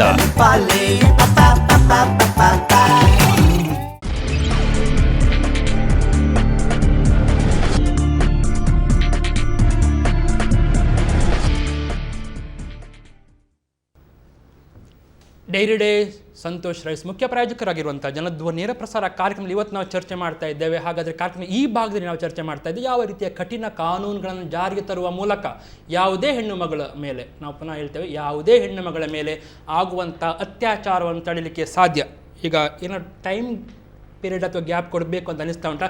ಈ ಅತ್ಯಾಚಾರ ಆದರೆ ಇಷ್ಟು ಟೈಮ್ ಒಳಗೆ ಶಿಕ್ಷೆ ಆಗಲೇಬೇಕು ಅಂತ ನಿಮ್ಮ ಐಡಿಯಾ ಆದ, ಥಾಟ್ ಆದ, ಆ ರೀತಿ ಒಂದು ಕಠಿಣ ಕಾನೂನು ಬರಬೇಕು ಅಂತ? ಇಮಿಡಿಯೇಟ್ ಆಗಿ ಆಕ್ಷನ್ ಆಗಬೇಕು. ಇಮಿಡಿಯೇಟ್ ಆಗಿ ಆಕ್ಷನ್ ಆಗಬೇಕು. ಮತ್ತೆ ಎಷ್ಟೋ ಸಲ ಅದನ್ನು ದುರ್ಬಳಕೆ ಮಾಡುವವರು ಸಹ ತುಂಬಾ ಜನ ಇದ್ದಾರೆ. ಸುಮ್ಮನೆ ಅದನ್ನ ಎದುರಿಟ್ಕೊಂಡು ಮಾಡುವಂತವ್ರು ಎಷ್ಟೋ ಜನ ಇದ್ದಾರೆ, ನಾವು ನೋಡಿದ್ದೇವೆ, ಪಾಕ್ಸೋ ಕಾಯ್ದೆಯಲ್ಲಿ ನೋಡಿದ್ದೇವೆ. ಆಗ್ತದೆ. ಅದಕ್ಕಾಗಿ at least within a month ಏನಾದ್ರೂ ಒಂದು ತೀರ್ಪಿಗೆ ಬರಬೇಕು, ಏನಾದ್ರೂ ಒಂದು ಕನ್ಕ್ಲೂಷನ್ಗೆ ಬರಬೇಕು. ಸ್ಟ್ರಿಕ್ಟ್ ಆಗಿ ಅದನ್ನು ಎಂಕ್ವೈರೀಸ್ ಮಾಡಬೇಕು. ಮತ್ತೆ ಇಂಥದ್ದು ಮಾಡ್ಬೇಕು. ಮತ್ತೆ ನಾವು ಪ್ರತಿ ಸಲ ನಾನು ಹೇಳೋದಾದ್ರೆ ಪ್ರತಿ ಸಲ ಹೆಣ್ಣು ಮಕ್ಕಳ ಮೇಲೆ ಆದ ದೌರ್ಜನ್ಯದ ಬಗ್ಗೆ ಮಾತಾಡ್ತೇವೆ. ಎಷ್ಟೋ ಕಡೆ ಗಂಡು ಮಕ್ಕಳ ಮೇಲೆ ಸಹ ದೌರ್ಜನ್ಯ ಆಗ್ತದೆ, ಅದು ಬೆಳಕಿಗೆ ಬರುವುದಿಲ್ಲ. ಅದು ಇದೆ. ಐ ಡೋಂಟ್ ನೋ, ನಿಮಗೆ ಗೊತ್ತುಂಟಾ ಇಲ್ವಾ ಗೊತ್ತಿಲ್ಲ. ಅನ್ಕೊಂಡಿದ್ದೇನೆ ನಾನು ಜಿಲ್ಲಾ ಕಾಂಗ್ರೆಸ್ನ ಪ್ರಮುಖರು. ನಮಸ್ಕಾರ ಮೇಡಮ್. ಸೊ ಆಸಿಫಾ ಪ್ರಕರಣ ಆದಾಗ ನೀವು ಕ್ಯಾಂಡಲ್ ಲೈಟ್ ಮಾರ್ಚ್ ಫಾಸ್ಟ್ ಎಲ್ಲ ಮಾಡಿದ್ರಿ, ನಾವು ಅದನ್ನು ಟಿವಿಯಲ್ಲಿ ತೋರಿಸಿದ್ದೇವೆ, ಅದನ್ನು ನ್ಯೂಸ್ ಕೂಡ ಮಾಡಿದ್ದೇವೆ. ನಿಮಗೆ ದಿವ್ಯಾ ಪ್ರಕರಣ ಆದಾಗ ಇನ್ನು ಎಷ್ಟು ದಿನ ಬೇಕಾಗಬಹುದು ಅಂತ ಕೇಳುವ ಅಂತ. ಆಸಿಫಾ ಕೇಸ್ ಮತ್ತು ಉಂಬಳವ ನಾವು ಆಕ್ಚುಲಿ ಹೆಸರು ಮೆನ್ಷನ್ ಮಾಡಿರ್ಲಿಲ್ಲ. ನೀವು ಗಮನಿಸಿದರೆ ನಮ್ಮ ಪ್ರೊಟೆಸ್ಟ್ ಅಲ್ಲಿ ನಾವು ಯಾರ್ದು ಹೆಸರು ತೆಗೆಯಲಿಲ್ಲ. ಬಟ್ ಆ ಎರಡು ಹೆಣ್ಮಕ್ಕಳ ಏನು ಅವ್ರಿಗೆ ಅನ್ಯಾಯ ಆಗಿತ್ತು ಅದರ ಬಗ್ಗೆ ನಾವು ಪ್ರೊಟೆಸ್ಟ್ ಮಾಡಿದ್ವು. ಸೇಮ್ ಕೇಸ್ ಇದು ದಿವ್ಯಾರವ್ರದ್ದು ಆಗಿದೆ. ಖಂಡಿತವಾಗಿಯೂ ನಾವು ಪ್ರೊಟೆಸ್ಟ್ ಮಾಡಬೇಕು. ನಾವು ಅದಕ್ಕೆ ನಾವು ಯೋಚನೆ ಮಾಡ್ತಾ ಇದ್ದೇವೆ. ಶೀಘ್ರವಾಗಿ ಅದರ ಬಗ್ಗೆ ಕೂಡ ನಾವು ಒಂದು ಏನಾದ್ರೂ ಮಾಡಿ ಒಂದು ಹೆಣ್ಣು ಮಕ್ಕಳ ಮೇಲೆ ಏನು ತೊಂದರೆ ಆಗ್ತದೆ ಈ ಸಮಾಜದಲ್ಲಿ, ಖಂಡಿತವಾಗಿ ನಾವು ಅದರ ಬಗ್ಗೆ ನಾವು ಧ್ವನಿ ಎತ್ತುತ್ತೇವೆ. ಓಕೆ, ಆ ದಿವಸ ಕ್ಯಾಂಡಲ್ ಲೈಟ್ ಎಲ್ಲ ಮಾಡುವಾಗ ನಿಮ್ಮ ನಾಯಕರು ಅಥವಾ ಅಲ್ಲಿನ ಮುಖಂಡರು ಹೇಳಿದ್ರು. ಸೊ ಆದ್ದರಿಂದ ಅದು ಆದಷ್ಟು ಬೇಗ ಆದರೆ ಒಳ್ಳೇದಿತ್ತು ಅಂತ. ನಿಮಗೆ ಇನ್ನೂ ಎಷ್ಟು ಟೈಮ್ ಹಿಡಿಬೋದು ಸೇರ್ಲಿಕ್ಕೆ, ಮೀಟಿಂಗ್ ಮಾಡಿ ದಿವ್ಯಾ ಪ್ರಕರಣದ ಬಗ್ಗೆ ಏನು ಮಾಡುವ ಅಂತ ಅಂದ್ಕೊಳ್ಳಿಕ್ಕೆ ಎಷ್ಟು ಟೈಮ್ ಹಿಡಿತದೆ ಅಂತ ಕೇಳುವ ಅಂತ ಜನ ಕೇಳ್ತಾ ಇದ್ದಾರೆ. ನೀವು ಅವತ್ತು ಪ್ರತಿಭಟನೆ ಮಾಡಿದ್ರಿ, ಅವತ್ತು ಖಂಡಿತವಾಗಿಯೂ ನಾವು ಮಾಡ್ತೇವೆ. ನನಗೆ ದಿವ್ಯಾ ಕೇಸ್ ಅಲ್ಲಿ ಮೊನ್ನೆ ಕೂಡ ಪ್ರೆಸ್ ಅವರು ಕೇಳಿದ್ರು, ನಾವು ಖಂಡಿತವಾಗಿ ಪ್ರೊಟೆಸ್ಟ್ ಮಾಡ್ತೇವೆ. ನಮಗೆ ಯಾವುದೇ ಹೆಣ್ಣು ಮಕ್ಕಳು ಯಾವನೇ ಇರ್ಲಿ, ಅವಳು ಕಾಂಗ್ರೆಸ್ ಅವರು ಇರ್ಲಿ, ಬಿಜೆಪಿ ಅವರು ಇರ್ಲಿ, ಅಥವಾ ಯಾವ ಜಾತಿಯವರು ಇರ್ಲಿ, ಯಾರಿಗೂ ಎಕ್ಸ್ಕ್ಯೂಸ್ ಇಲ್ಲ. ನಮಗೆ ಏನು ಪಾಲಿಟಿಕ್ಸ್ ಮಾಡ್ಲಿಕ್ಕಿಲ್ಲ. ಬೀಂಗ್ ಡಿಸ್ಟ್ರಿಕ್ಟ್ ಪ್ರೆಸಿಡೆಂಟ್ ಮಹಿಳಾ ಕಾಂಗ್ರೆಸ್, ನನಗೇನು ಪಾರ್ಟಿ ಮುಖಾಂತರ ನಮ್ಗೆ ಪಾರ್ಟಿಯಿಂದ ಏನು ಈ ವಿಷಯದಲ್ಲಿ ನಮ್ಗೆ ಪ್ರಚಾರ ಬೇಡ. ನಮಗೆ ನಮ್ಮ ಹೆಣ್ಣು ಮಕ್ಕಳಿಗೆ ಸಮಾಜದಲ್ಲಿ ತೊಂದರೆ ಆದಾಗ ನಾವು ಖಂಡಿತವಾಗಿಯೂ ಮುಂದೆ ಬಂದು ಪ್ರತಿಭಟಿಸ್ತೇವೆ. ಅಂದ್ರೆ ಅದು ಯಾವುದೇ ಧರ್ಮದ ಅಥವಾ ಜಾತಿಯ ಹೆಣ್ಣು ಮಗಳಾದ್ರೂ ಕೂಡ ನೀವು ಪ್ರತಿಭಟನೆ ಮಾಡ್ತೀರಿ? ಶೂರ್. ಓಕೆ, ಆ ದಿವಸ ಆಸಿಫ ಪ್ರಕರಣ ಆದಾಗ ನೀವು ಪ್ರತಿಭಟನೆ ಮಾಡ್ತೀರಿ ಅಂತ ಆದಾಗ ಮಂಗಳೂರಲ್ಲಿ ಸೆಂಟ್ರಲ್ ಮಾರ್ಕೆಟ್ ಅಂತ ಒಂದಿತ್ತು, ಅದು ಬಂದ್ ಆಗಿತ್ತು. ಈಗ ಕೂಡ ಅಂಥದ್ದೇನಾದ್ರೂ ಬಂದ್ ಮಾಡಿ ವಿನೂತನ ರೀತಿಯಲ್ಲಿ ಪ್ರತಿಭಟನೆ ಮಾಡುವಂತ ಐಡಿಯಾ ಉಂಟಾ ಅಥವಾ ಇಲ್ವಾ? ಅದು ಕಾಂಗ್ರೆಸ್ ಪಾರ್ಟಿ ಮಾಡ್ಲಿಲ್ಲ, ಕಾಂಗ್ರೆಸ್ ಪಾರ್ಟಿ ಅದನ್ನು ಬಂದ್ ಮಾಡ್ಲಿಲ್ಲ, ಅಲ್ಲಿಯ ಸ್ಥಳೀಯರು ಮಾಡಿದ್ದು. ಓಕೆ, ನೀವು ಅವ್ರ ಹತ್ರ ಕೇಳ್ಬೇಕು. ನಾನು ಅಧ್ಯಕ್ಷತೆ ಕೇಳ್ತಾ ಇದ್ದೇನೆ, ಮತ್ತೆ ನಿಮ್ಮ ಹತ್ರ ತೊಂದ್ರೆ ಇಲ್ಲ, ಆದ್ರೆ ನಾನು ಹೇಳ್ಬೇಕಲ್ಲ. ಅಧ್ಯಕ್ಷತೆ ಆನ್ಸರ್. ನಾನು ಒಂದು ಹೇಳ್ತೇನೆ, ನಾವು ಮಹಿಳೆಯರು ಶಾಂತಯುತವಾಗಿ ನಾವು ಪ್ರತಿಭಟಿಸೋದು. ನಮಗೆ ನಾವು ಏನಾದ್ರೂ ಉಪವಾಸ ಸತ್ಯಾಗ್ರಹ, ಕ್ಯಾಂಡಲ್ ಲೈಟಿಂಗ್ ಆ ರೀತಿಯಲ್ಲಿ ನಮ್ಮ ಧ್ವನಿ ಇಳಿಸ್ತೇವಿಲ್ಲ. ಯಾವುದೇ ಬಂದ್ ಮಾಡಿ ಯಾರಿಗೂ ಅನ್ಯಾಯ ಮಾಡಿ ನಾವು ಖಂಡಿತವಾಗಿಯೂ ಆ ರೀತಿಯ ಪ್ರತಿಭಟನೆ ಮಾಡಿದರೂ ಕೂಡ ಅದರಿಂದ ನಮ್ಗೆ ಏನಾದ್ರೂ ಸೊಲ್ಯೂಷನ್ ಸಿಗ್ತದಂತೆ ನನ್ನ ನಂಬಿಕೆ ಇಲ್ಲ ನಮಗೆ. ಇದು ಹುಡುಗರ ಮನಸ್ಸು ಚೇಂಜ್ ಆಗಬೇಕು. ಏನು ಇವತ್ತಿನ ಈ ಒಂದು ಸನ್ನಿವೇಶ ನಡೀತಾ ಉಂಟು ಸಮಾಜದಲ್ಲಿ, ಅದು ಮೈಂಡ್ ಸೆಟ್ ಚೇಂಜ್ ಆದ್ರೆ ಎಲ್ಲರೂ ಸರಿ ಆಗ್ತಾರೆ. ಓಕೆ, ನೀವು ಒಳ್ಳೆ ಚೆನ್ನಾಗಿ ಮಾತಾಡ್ತೀರಿ. ನಮ್ಮೊಟ್ಟಿಗೆ ಬಿಜೆಪಿಯ ನಾಯಕರಿದ್ದಾರೆ, ಅವರೊಂದು ಪ್ರಶ್ನೆ ಕೇಳ್ತಾರಂತೆ, ಮಾತಾಡ್ಬೋದಾ? ಮೇಡಮ್ ನಮಸ್ತೆ. ನಮಸ್ತೆ. ಕರ್ನಾಟಕದ ಬಿಜಾಪುರದ ಬಾನು ಬೇಗಂ ಎಂಬ ಒಂದು ಗರ್ಭವತಿ ಮಹಿಳೆಯನ್ನು ಸುಟ್ಟು ಕೊಂದ್ರು. ಒಬ್ಬ ದಲಿತ ಹುಡುಗನನ್ನು ಮದುವೆ ಆಗಿದ್ದಾನೆ ಅಂತ. ಅದೇ ರೀತಿ ಕೇರಳದಲ್ಲಿ ಕಾವ್ಯ ಎಂಬ NSUI ಒಂದು ಲಾ ಸ್ಟೂಡೆಂಟ್ ಅನ್ನು ಅಸ್ಸಾಂನ ಒಬ್ಬ ರೇಪ್ ಮಾಡಿ ಮರ್ಡರ್ ಮಾಡಿದ. ಆಗ ತಮಗೆಲ್ಲ ಅದು ಮಹಿಳೆ ಎಂಬುದು ಗೊತ್ತಿರ್ಲಿಲ್ವಾ? ಅದು ಅಸಿಫ ಮತ್ತು ಈಗ ದಿವ್ಯಾ ಪ್ರಕರಣಕ್ಕೆ ಅದನ್ನು ಸೀಮಿತ ಮಾಡ್ತೀರಾ? ಅದಕ್ಕೆ ನೀವು ಎಷ್ಟು ಧ್ವನಿ ಸೇರಿಸಿದ್ದೀರಿ ನಮ್ಮೊಟ್ಟಿಗೆ? ನಮ್ಮ ಜಿಲ್ಲೆಯಲ್ಲಿ ಇಷ್ಟು ಕೇಸ್ ಆದಾಗ ನೀವು ಎಲ್ಲಿದ್ದೀರಿ ಎಲ್ಲರೂ? ನಮ್ಮ ಜಿಲ್ಲೆಯಲ್ಲಿ ಕೇಸ್ ಆದಾಗ ಒಬ್ಬ ಅತ್ಯಾಚಾರ ಆರೋಪಿಯನ್ನು ಪ್ರಮೋದ್ ಎಂಬ ಇನ್ಸ್ಪೆಕ್ಟರ್ ಬಂಧನ ಮಾಡಿದಾಗ ಅವನನ್ನು ಬಿಡಿಸಿದಂತ ಕೀರ್ತಿ ನಿಮ್ಮ ಉಸ್ತುವಾರಿ ಸಚಿವರಿಗೆ ಸಲ್ಲುತ್ತದೆ. ಆಗ ಪೊಲೀಸ್ ಡಿಪಾರ್ಟ್ಮೆಂಟೇ ಪ್ರತಿಭಟನೆಗೆ ಇಳಿದ ನಿಮಗೆಲ್ಲ ಗೊತ್ತಿರುವಂತ ವಿಷಯ. ಪ್ರಮೋದ್ ಇನ್ಸ್ಪೆಕ್ಟರ್ ಟ್ರಾನ್ಸ್ಫರ್ ಆದ ವಿಷಯ ಯಾಕೆ ಟ್ರಾನ್ಸ್ಫರ್ ಅಲ್ಲಿ ಮೇಡಮ್ ಈಗ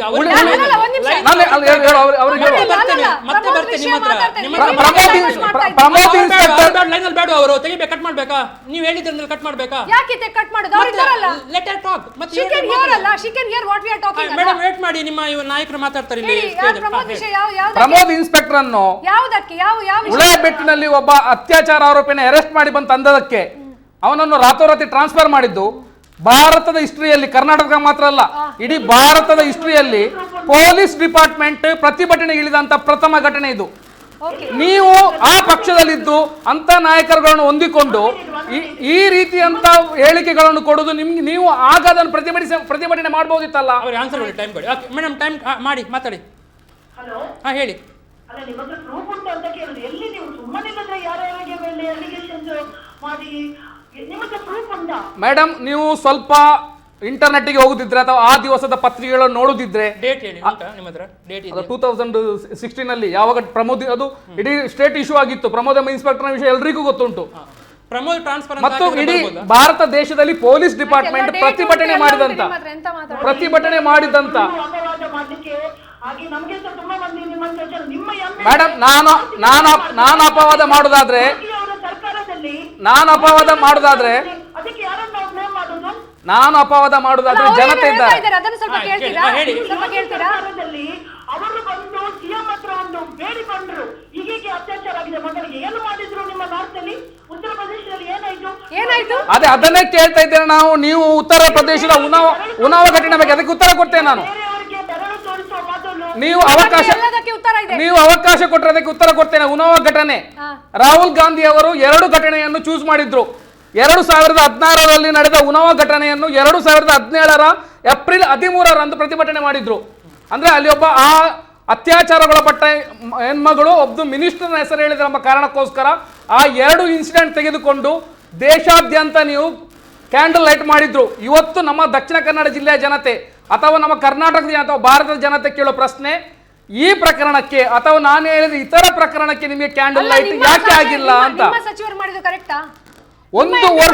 ಒಂದು ವರ್ಷದ ಹಿಂದೆ ಆದ ಘಟನೆ, 2016ರಲ್ಲಿ ಆದ ಘಟನೆ, ಜನವರಿ 14ರಲ್ಲಿ ಆದ ಘಟನೆಯನ್ನು 2017 ಏಪ್ರಿಲ್ 13ಕ್ಕೆ ನೀವು ಅದನ್ನು ಕೈಗೆತ್ತಿಕೊಂಡದ್ದು. ಅದರ ಮೋಟಿವ್ ಪ್ರಶ್ನೆ ಮಾಡ್ಲಿಕ್ಕೆ ನಾವು ಇಲ್ಲಿ ಕೂತ್ಕೊಂಡಿದ್ದೇವೆ ಇವತ್ತು. ಆಯ್ತು ಮೇಡಮ್, ನಿಮ್ಮ ಮೋಟಿವ್ ಏನು? ನೀವು ಅತ್ಯಾಚಾರದಲ್ಲೂ ರಾಜಕೀಯ ಮಾಡ್ತೀರಿ, ನೀವು ಅತ್ಯಾಚಾರದಲ್ಲೂ ರಾಜಕೀಯ ಮಾಡ್ತೀರಿ, ಕಳ್ಳತನದಲ್ಲಿ ರಾಜಕೀಯ ಮಾಡ್ತೀರಿ, ಕಳ್ಳನಿಗೆ 10 ಲಕ್ಷ ಕೊಡ್ತೀರಿ. ಆಯ್ತು, ಅವ್ರು ಮಾತಾಡ್ಬೋದಾ ಮೇಡಮ್? ಪಾಯಿಂಟ್ ಉಂಟು ಏನಾದ್ರು ಅಥವಾ ಹೇಳಲಿಕ್ಕೆ? ಹಲೋ ಹಲೋ, ಅವರು ಕೇಳಿ ಕಾದು ಕಟ್ ಮಾಡಿದ್ರು ಅಂತ ಅಂದ್ಕೊಂಡಿದ್ದೆ. ಓಕೆ, ಧನ್ಯವಾದ ಮೇಡಮ್. ನಮ್ಮೊಟ್ಟಿಗೆ ನೀವು ಮಾತಾಡಲಿಕ್ಕೆ ಒಪ್ಕೊಂಡ್ರಿ. ಶರತ್ ಪೆಂಟ್ ಅವರು ಮಹಿಳಾ ಕಾಂಗ್ರೆಸ್ನ ಜಿಲ್ಲಾ ಅಧ್ಯಕ್ಷರು. ಓಕೆ, ನೀವು ಆಗ ಒಂದು ಪಾಯಿಂಟನ್ನು ಅವರು ಮಾತಾಡುವಾಗ ಹೇಳ್ತಿದ್ರು ಪ್ರಮೋದ್ ಪ್ರಕರಣದ ಬಗ್ಗೆ. ನಿಮ್ಗೆ ಏನಾದರೂ ಮಾತಾಡಲಿಕ್ಕೆ ಉಂಟು? ಆಗ ನೀವು ಮಧ್ಯದಲ್ಲಿ ಮಾತಾಡೋದಕ್ಕೆ ನಾವು ಕೇಳಬೇಕಂತ ಅನಿಸ್ತಾ ಇತ್ತು. ಏನಾಯಿತು ಹಾಗಿದ್ರೆ ಪ್ರಮೋದ್ ಪ್ರಕರಣದಲ್ಲಿ? ಮಹೇಶ್ ಅವರೇ, ನಿಮ್ಮ ಇನ್ನೊಮ್ಮೆ ಹೇಳಿ, ಅದು ಜಿಲ್ಲೆ ವಿಷಯ ಬಂದಾಗ ಸ್ವಲ್ಪ ಅದನ್ನು ಕ್ಲಾರಿಫಿಕೇಟ್ ಮಾಡಲಿ. ಉಲಾಯಿಬೆಟ್ಟು ಪ್ರದೇಶದಲ್ಲಿ ಜಿಲ್ಲೆ ವಿಷಯ ಅನ್ನೂ ತುಂಬಾ ಇದೆ. ಹೇಳಿ. Okay, that's nice. ತುಂಬ ಇದ್ರೆ ಇನ್ನೂ ಒಳ್ಳೆಯದು. ಹೇಳಿ. ಉಲಾಯಿಬೆಟ್ಟು ಪ್ರದೇಶದಲ್ಲಿ 2015ರಲ್ಲಿ ಒಂದು ನಡೆದ ಅತ್ಯಾಚಾರ ಯತ್ನ ಪ್ರಕರಣಕ್ಕೆ, ಅಂದ್ರೆ ಹತ್ತಿರದ ಮನೆ ಒಬ್ಳು ಹೆಣ್ಮಗಳ ಮೇಲೆ ಒಬ್ಬ ಮನೆ ಒಳಗಡೆ ಹೋಗಿ ಅತ್ಯಾಚಾರ ಯತ್ನ ಮಾಡಿದ ಕೇಸನ್ನು 2016ರಲ್ಲಿ 1 ವರ್ಷದ ನಂತರ ಪ್ರಮೋದ್ ಎಂಬ ಇನ್ಸ್ಪೆಕ್ಟರ್ ಬಂಧನ ಮಾಡ್ತಾರೆ. ಅಲ್ಲಿಗೆ ಕಾಂಗ್ರೆಸ್ನ ಘಟಾನುಘಟಿ ನಾಯಕಗಳ ಕಾಲೋಗಿ ಅವನನ್ನು ಬಿಡಿಸ್ಲಿಕ್ಕೆ ಒತ್ತಾಯ ಆಗ್ತಾರೆ. ಆಗ ಈ ಮಹಿಳಾ ಮಣಿಗಳು ಸಾಕ್ಷಿ ಉಂಟಾ ಅಂತ ಕೇಳುದವರೆಲ್ಲ. ಸಾಕ್ಷಿ ಇದ್ದ ಕಾರಣ ಅವರನ್ನು ಟ್ರಾನ್ಸ್ಫರ್ ಮಾಡಿದ್ದು. ಅಲ್ಲಿ ಪ್ರತಿಭಟನೆ ಆಗಿದೆ. ಇದು ಇಡೀ ದಕ್ಷಿಣ ಕನ್ನಡ ಜಿಲ್ಲೆಗೆ ಗೊತ್ತಾದ ವಿಷಯ. ಅಲ್ಲ, ಜಿಲ್ಲಾ ಉಸ್ತುವಾರಿ ಸಚಿವರೇ ಮಾಡಿದಂತ ನಿಮ್ಗೆ ಹೇಗೆ ಗೊತ್ತು? ಸ್ವಾಮಿ, ಸರ್ಕ್ಯೂಟ್ ಹೌಸ್ ಅಲ್ಲಿ ಕೂತ್ಕೊಂಡು ಪೊಲೀಸ್ ಇನ್ಸ್ಪೆಕ್ಟರ್ಗೆ ಕೊಡುವಂತ ವಿಡಿಯೋ ನೋಡ್ಲಿಲ್ವಾ ನೀವು? ಯಾವ ರೀತಿ ಅದರ ತನಕ ನಮಗೆ ಸಾಕ್ಷಿ ಇರಲಿಲ್ಲ. ಅವರೇ ಸಾಕ್ಷಿ ಒದಗಿಸಿಕೊಟ್ರು ಪೊಲೀಸ್ನವರಿಗೆ ಯಾವ ರೀತಿ ಡೈರೆಕ್ಷನ್ ಕೊಡ್ತಾನೆ ಅಂತ. ಓಕೆ, ಸೊ ಇಂಥದನ್ನೆಲ್ಲ ಇಟ್ಕೊಂಡು ದಯವಿಟ್ಟು ಮಹಿಳೆಯರ ಬಗ್ಗೆ ಮಾತಾಡ್ಲಿಕ್ಕೆ ಹೋಗ್ಬೇಡಿ. ಯಾರು ನೀವು ಅಲ್ಲಿ ಒಂದು ಮಹಿಳೆಗೆ ಅತ್ಯಾಚಾರ ಯತ್ನ ಆದಾಗ ಆರೋಪಿಯನ್ನು ಬಿಡಿಸಿದವರು, ಆಗ ನೀವು ಮಾತಾಡ್ಲಿಕ್ಕೆ ಹೋಗ್ಬೇಡಿ. ಮಾತಾಡೋದಾದ್ರೆ ಎಲ್ಲದಕ್ಕೂ ಮಾತಾಡಿ. ಯಾವಾಗ ಅಗತ್ಯ ಉಂಟು ಅದು ಹುಡುಗರು ಸಂಘಟನೆ ಕಾಂಗ್ರೆಸ್ ನಲ್ಲಿದ್ದಾಗ ರಾಜಕೀಯ ಲಾಭಕ್ಕೆ ಬೇಕಾಗಿ ಅವರನ್ನು ಬಳಸ್ಕೊಂಡು, ಅವರ ಶವ ಬಳಸ್ಕೊಂಡು ನೀವು ರಾಜಕೀಯ ಮಾಡ್ತೀರಿ. ಹೆಣ್ಣು ಮಕ್ಕಳು ಇಷ್ಟು ಜನ ತೀರೋದ್ರಲ್ಲ, ಅದಕ್ಕೆ ಏನಾದ್ರು ಮಾಡಿದ್ರ ನೀವು? ನಿಮ್ಮ ಸಚಿವರು ಆಗ್ಲಿ, ನಿಮ್ಮ ಉಸ್ತುವಾರಿ ಆಗ್ಲಿ, ನಿಮ್ಗೆ ಯಾರಾದ್ರೂ ಇದ್ದವರು ಏನಾದ್ರೂ ಒಂದು ಸ್ಟೇಟ್ಮೆಂಟ್ ಕೊಡ್ತಾರಾ? ಎಲ್ಲಿಯಾದ್ರೂ ಸ್ಟೇಟ್ಮೆಂಟ್ಸ್ ಗಳನ್ನು ಕೊಡ್ತಾರಾ? ಯಾವ ಪ್ರಕರಣ ಮೇಡಮ್? ಯಾವ ಪ್ರಕರಣ? ಎಷ್ಟೋ ಪ್ರಕರಣಗಳು ನಮ್ಮ ಜಿಲ್ಲೆಯಲ್ಲಿ ಆದಂತದ್ದು. ಆನ್ಸರ್ ಮಾಡ್ಲಿಕ್ಕೆ ಅವಕಾಶ ಕೊಟ್ಟರೆ ಆನ್ಸರ್ ಮಾಡ್ತಾರೆ. ಮಾಡ್ತಾ ಇರಿ. ತೇಜಸ್ವಿನಿ ಗೌಡರಿಗೆ ಕಾಂಗ್ರೆಸ್ನ ಮೀಟಿಂಗ್ ನೊಳಗ ಆದಂತ ಅವಮಾನದಿಂದ ಹಿಡ್ಕೊಂಡು ಮಂಗಳೂರಿನ ಕಾಂಗ್ರೆಸ್ ನಾಯಕರಿಗೆ ಆದ ಅವಮಾನಗಳ ವಿರುದ್ಧ ಕೂಡ ನಾವು ಧ್ವನಿ ಎತ್ತಿದ್ದೇವೆ, ಸ್ಟೇಟ್ಮೆಂಟ್ ಕೊಟ್ಟಿದ್ದೇವೆ, ಪ್ರತಿಭಟನೆ ಕೂಡ ಮಾಡಿದ್ದೇವೆ. ತೇಜಸ್ವಿನಿ ಅವರು ಬಹುಶಃ ಪ್ರತಿ ಬಾರಿ ಅದು ಬಿಜೆಪಿ ಇರಲಿ ಕಾಂಗ್ರೆಸ್ ಇರಲಿ ಯಾರದಕ್ಕೂ ಅನ್ಯಾಯ ಕೂಡ ಪ್ರತಿಭಟನೆ ಅಲ್ಲ. ತೇಜಸ್ವಿನಿ ಗೌಡರ ಮೇಲೆ ಕಾಂಗ್ರೆಸ್ನ ಸಭೆಯ ಒಳಗಡೆ ಅತ್ಯಾಚಾರ ಯತ್ನ ನಡೆದದ್ದು, ಅದನ್ನು ಖಂಡಿಸಿ ಅವರ ಪಕ್ಷದಿಂದ ಹೊರಗಡೆ ಬಂದದ್ದು. ಆಗ ಮಾಡಿದ ಪ್ರತಿಭಟನೆ ಮಂಗಳೂರಿನ ನಾಯಕರ ಮೇಲಾದಂತ ಯತ್ನಗಳ ಮೇಲೆ ಕೂಡ ಮೊಲೆಸ್ಟೇಷನ್ ಮಾಡಿದ ಕೂಡ ನಾವು ಪ್ರತಿಭಟನೆ ಮಾಡಿದ್ದೇವೆ. ನಾವು ಹಿಂದೂ ಸಹೋದರಿಯರನ್ನು ರಕ್ಷಿಸ್ತೇವೆ ಅಂತ ಹೆಮ್ಮೆಯಿಂದ ಹೇಳಿಕೊಳ್ತೇವೆ. ಓಕೆ, ಹಾಗೆ ಮತ್ತೆ ಬ್ಯಾಕ್ ಟು ನಾಗೇಂದ್ರ ಅವರೇ, being a women, I really don't want to participate in such debate where ಏನು ಸೊಲ್ಯೂಷನ್ ಇಲ್ಲ. ಸುಮ್ಮನೆ ಬಿಜೆಪಿ ಕಾಂಗ್ರೆಸ್ ಅವ್ರು ಹಾಗೆ ಮಾಡಿದ್ರು, ಇವ್ರು ಹೀಗೆ ಮಾಡಿದ್ರು, ಅದ್ರ ಬಗ್ಗೆ ನಾವು ಮಾತಾಡ್ತೇವೆ ಬಿಟ್ರೆ ಹೆಣ್ಣು ಮಕ್ಕಳ ಬಗ್ಗೆ, ದೌರ್ಜನ್ಯ ಬಗ್ಗೆ, ಸ್ಟ್ಯಾಂಡ್ ಬಗ್ಗೆ, ಅವರ ಸ್ಟೇಟಸ್ ಬಗ್ಗೆ, ಅದ್ರ ಬಗ್ಗೆ ಏನು ಕಾಳಜಿ ಇಲ್ಲ. ಸುಮ್ಮನೆ ಬಿಜೆಪಿ ಅವರು ಆ ರೀತಿ ಮಾಡಿದ್ರು, ಕಾಂಗ್ರೆಸ್ನವರು ಈ ರೀತಿ ಮಾಡಿದ್ರು ಅಂತ ಅದೇ ವಿಷಯ ಮಾತಾಡ್ತಾ ಇದ್ವಿ ಮೇಡಮ್. ನಿಮ್ಮ ಅಧ್ಯಕ್ಷರ ಫೋನ್ ತಾಗಿಸುವ ಅದಕ್ಕೆ ನಾವು ಮಾತಾಡ್ಲಿಕ್ಕೆ ಪ್ರಯತ್ನ ಮಾಡಿದ್ವಿ. ಇವಾಗ ನಿಮ್ದು ಕ್ವೆಶ್ಚನ್ ಏನಿತ್ತು, ನಾವು ಯಾಕೆ ಪ್ರತಿಭಟನೆ ಮಾಡ್ಲಿಲ್ಲ, ಮಾಡ್ತೇವಾ ಇಲ್ವಾ ಅಂತ. ನಿಮ್ಗೆ ಉತ್ತರ ಸಿಕ್ಕಿದೆ, ಮಾಡ್ತೇವೆ. ದಿವ್ಯಾ ಅಂತ ಅಲ್ಲ, ಹೆಣ್ಣು ಮಕ್ಳು ಯಾರೇ ಆಗಿರ್ಲಿ, ಏನಾದ್ರೂ ಅವ್ರಿಗೆ ಅತ್ಯಾಚಾರ ಆಯ್ತು ಅಂತಂದ್ರೆ ಖಂಡಿತ ಮುಂಚೂಣಿಯಲ್ಲಿ ನಿಂತು ನಾವು ಮಾಡ್ತೇವೆ. ನಾವು ಹಾಗಾದ್ರೆ ಬರಲೇಬೇಕಾದ ಒಂದು ವಿಚಾರ, ಎಷ್ಟರ ಮಟ್ಟಿಗೆ ಶಿಕ್ಷೆ ಕಠಿಣವಾಗಿರಬೇಕು ಅಂತೇಳಿ ಕಾರ್ಯಕ್ರಮದ ಕೊನೆಯ 10 ನಿಮಿಷಗಳ ಅವಧಿಯಲ್ಲಿ, ಬರೀ 10 ನಿಮಿಷಗಳ ಅವಧಿಯಲ್ಲಿ ಯಾವ ರೀತಿಯ ಶಿಕ್ಷೆ ಬಂದರೆ ಈ ಅತ್ಯಾಚಾರ ಹೆಣ್ಣು ಮಕ್ಕಳ ಮೇಲೆ ಆಗೋದು ನಿಲ್ಲತ್ತೆ, ಆ ಬಗ್ಗೆ ಚರ್ಚೆ ಮಾಡ್ತೀವಿ ಕಾರ್ಯಕ್ರಮದ ಕೊನೆಯ ಭಾಗದಲ್ಲಿ ಒಂದು ಪುಟ್ಟ ವಿರಾಮದ ಬಳಿಕ.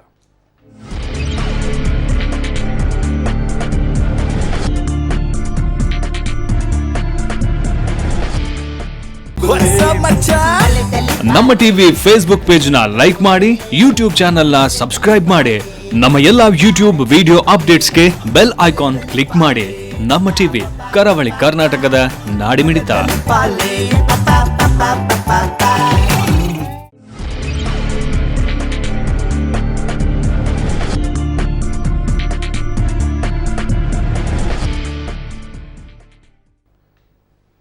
ಡೈರಿ ಡೇ ಸಂತೋಷ್ ರೈಸ್ ಮುಖ್ಯ ಪ್ರಾಯೋಜಕರಾಗಿರುವಂಥ ಜನಧ್ವನಿ ನೇರ ಪ್ರಸಾರ ಕಾರ್ಯಕ್ರಮದ ಈ ಭಾಗದಲ್ಲಿ ನಾವು ಚರ್ಚೆ ಮಾಡ್ತಾ ಇದ್ದೇವೆ. ಹಾಗಾದರೆ ಯಾವುದೇ ಜಾತಿಯ ಧರ್ಮದ ಹೆಣ್ಣು ಮಗಳ ಮೇಲೆ ಅತ್ಯಾಚಾರ ಆದಾಗ ಅದನ್ನು ಖಂಡಿಸುವಂಥ ವಿರೋಧಿಸುವಂಥ ಪ್ರಕ್ರಿಯೆ ನಡುವೆ ನಮ್ಮ ದೇಶದ ಕಾನೂನು ಎಷ್ಟರ ಮಟ್ಟಿಗೆ ಕಠಿಣ ಆಗಿರಬೇಕು ಎನ್ನುವುದು ಕೂಡ ಚರ್ಚೆ ಆಗಲೇಬೇಕಾಗಿರುವಂಥ ವಿಚಾರ. ಹಾಗಾದರೆ ಮಹೇಶ್ ಅವರೇ, ನಿಮ್ಗೆ ಏನು ಮಾಡಿದರೆ ಇಂಥ ಅತ್ಯಾಚಾರಗಳು ಕಡಿಮೆ ಆಗ್ಬಹುದು ಅಂತ ಅನಿಸ್ತಾ ಉಂಟು. ಯಾಕೆ ಮಧ್ಯಪ್ರದೇಶದಲ್ಲಿ ಅವರು ಗಲ್ಲು ಶಿಕ್ಷೆ ತಂದಿದ್ದಾರೆ, ಆದರೂ ಮತ್ತೆ 2-3 ಆಯಿತು.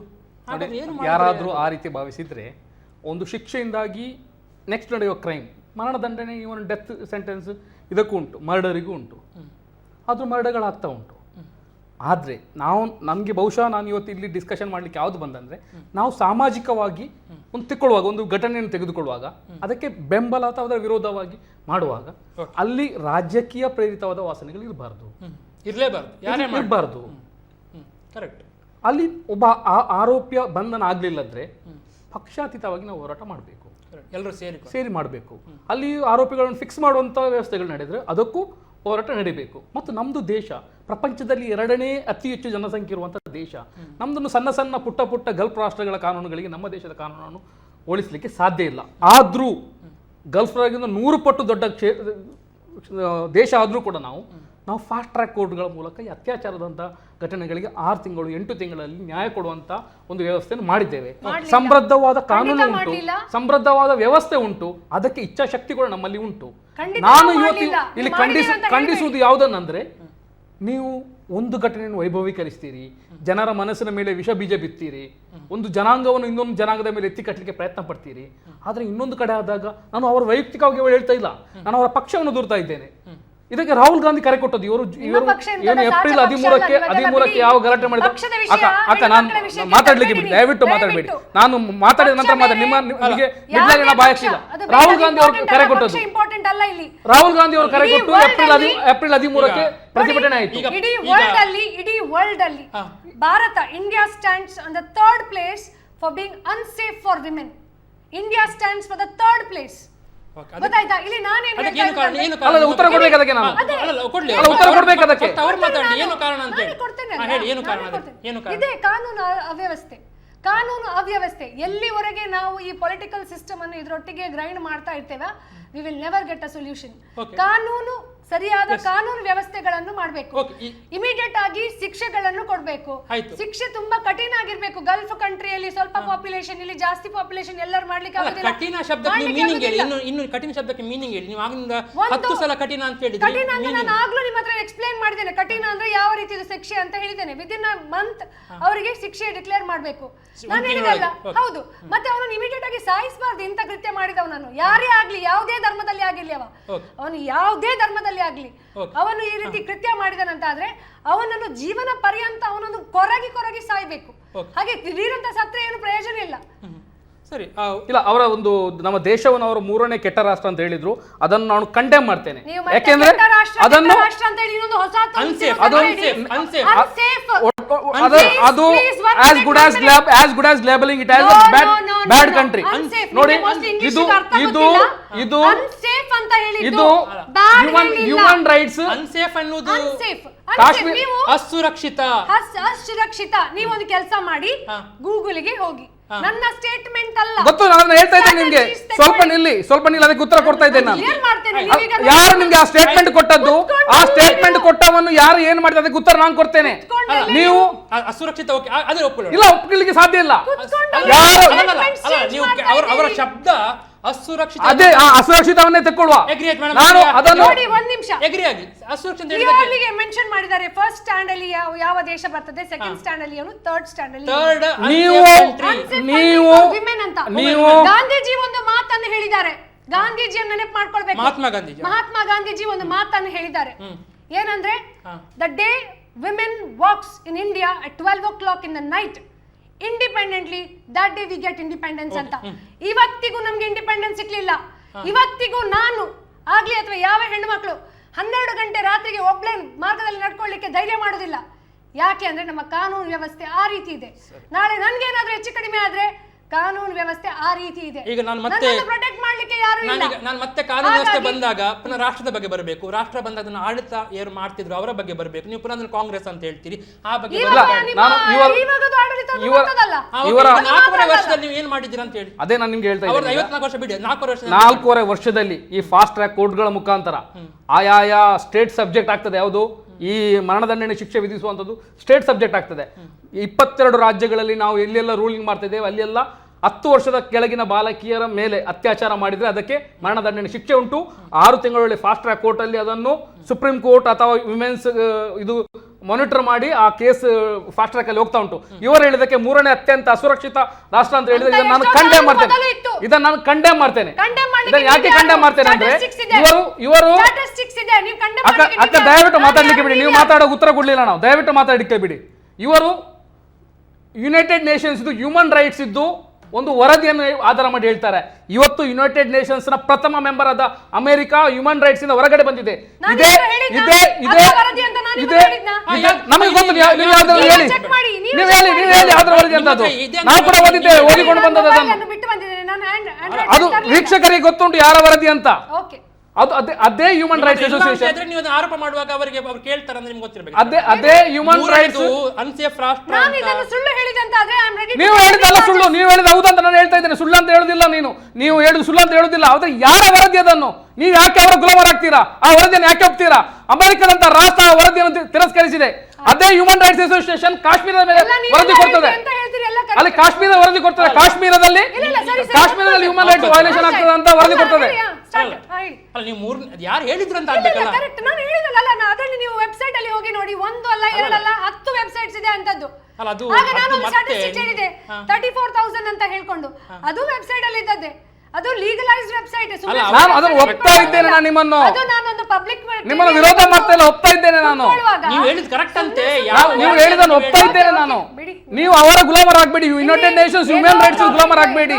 ಅಲ್ಲ ಇದೇನಾಗ್ತದೆ ಮೇಡಮ್, ನೀವು ಇವರ ಪಾಯಿಂಟ್ ಹೇಳುವಾಗ ಅದು ಯಾವ ವರದಿ ಅಂತ ನೀವು ನಿಮ್ಮ ಹತ್ರ ಬರ್ದ್ಕೊಂಡು ನೀವು ತುಂಬಾ ಹ್ಯೂಮನ್ ರೈಟ್ಸ್ ಅಲ್ವಾ? ಅಲ್ಲ ಬೇರೆ ಯಾರ್ದು ವರದಿ ನೀವು ಹೇಳಿ. ಇವ್ರ ತಪ್ಪಂತ ಹೇಳಿ. ಇವ್ರದ್ದು ವರದಿ ಅಲ್ಲ, ನಾನು ಇವ್ರದ್ದು ಹೇಳ್ತಾ ಇಲ್ಲ, ನಂದು ಬೇರೆ ವರದಿ ಇದೆ ಅಂತ ಹೇಳಿ. ಯಾವ ಬಗ್ಗೆ ಅದು ಬಿಟ್ಟು ನೀವು ನನ್ನ ವರದಿ ಇಲ್ಲ ಇವರೆಲ್ಲ ಸುಳ್ಳು ಅಂತ ಹೇಳಿದ್ರೆ ಸುಳ್ಳು ಅಂತ ನಾನು ಯಾವಾಗ ಹೇಳಿದೆ? ಅಲ್ಲ ಇವ್ರದ್ದು ಯಾವ ವರದಿ ನೀವು ಒಪ್ಕೊಳ್ತಿಲ್ಲ. ಇವರ ವರದಿ ಅಲ್ಲ, ನಾನು ಹೇಳುದು ಬೇರೆ ವರದಿ ಅಂತ ಹೇಳ್ತಾ ಇದ್ದೀರಲ್ಲ. ಓಕೆ ಫೈನ್ ಬಿಡಿ, ಮಾತಾಡ್ಲಿಕ್ಕೆಲ್ಲ ಬಿಡಿ. ಕೊನೆಯದಾಗಿ ಈಗ ನಾವು ಅಂತಿಮವಾಗಿ ಬರೋದ್ರೆ ಏನು ಪರ್ಪಸ್ ಇದೆ? ಅದು ಸರ್ವೆ ಆಗುದಿಲ್ಲ ಇಲ್ಲಿ. ಏನೋ ಮಾತಾಡ್ತಾ ಇದ್ದೇವೆ. ನೀವು 4.5 ವರ್ಷದಲ್ಲಿ ಇವರು ಮತ್ತೆ ಇಲ್ಲಿ ಎಂತದ ನಂಗೆ ಒಂದು ಬಿಡಿ ಫರ್ಗೆಟ್. ಇಲ್ಲೇ ಒಂಥರ ಹ್ಯುಮಿಲಿಯೇಷನ್ ಆಗ್ತಾ ಇದೆ. ನೀವಿಬ್ಬರ ಗಂಡಸರೊಟ್ಟಿಗೆ ನನಗೆ ಜಸ್ಟ್ ಇಮ್ಯಾಜಿನ್. ನೀವು ನಮ್ಮ ತಮ್ಮಂದಿರಂತ ಭಾವಿಸಿ ಗಂಡಸರಂತ ಭಾವಿಸಬೇಡಿ, ಆಗೆಲ್ಲ ಕರೆಕ್ಟ್ ಆಗುತ್ತೆ. ತಮ್ಮಂದಿರಂತ ಭಾವಿಸಿದ್ರೆ ತುಂಬಾ ಒಳ್ಳೇದಾಗುತ್ತೆ. ನಾಗೇಂದ್ರನ ನೀವು ಕಾನೂನು ಬಗ್ಗೆ ಹೇಳಿ. ಈಗ ನಾವು ಏನ್ ಹೇಳ್ಬೇಕು? ಇಲ್ಲ ಬೇಡ ಬಿಡಿ ಬಿಡಿ ಬಿಡಿ. ನೀವು ಹೇಳಿದ ವರದಿ ತಪ್ಪು. ಅದು ಅಣ್ಣಂದಿರೇ ತಮ್ಮಂದಿರೇ ದಯವಿಟ್ಟು ಕ್ಷಮಿಸಿ. ಕಂಟಿನ್ಯೂ. ನಾಗೇಂದ್ರನ ನಮ್ಗೆ ಇನ್ನೂ ಕೂಡ ಮಕಾಲೆಯ ಎಜುಕೇಶನ್ ಸಿಸ್ಟಮ್. ನಾವು ನಮ್ಮ ಮಕ್ಕಳಿಗೆ ಕಲ್ಚರ್ ಕಲಿಸ್ತಾ ಇಲ್ಲ.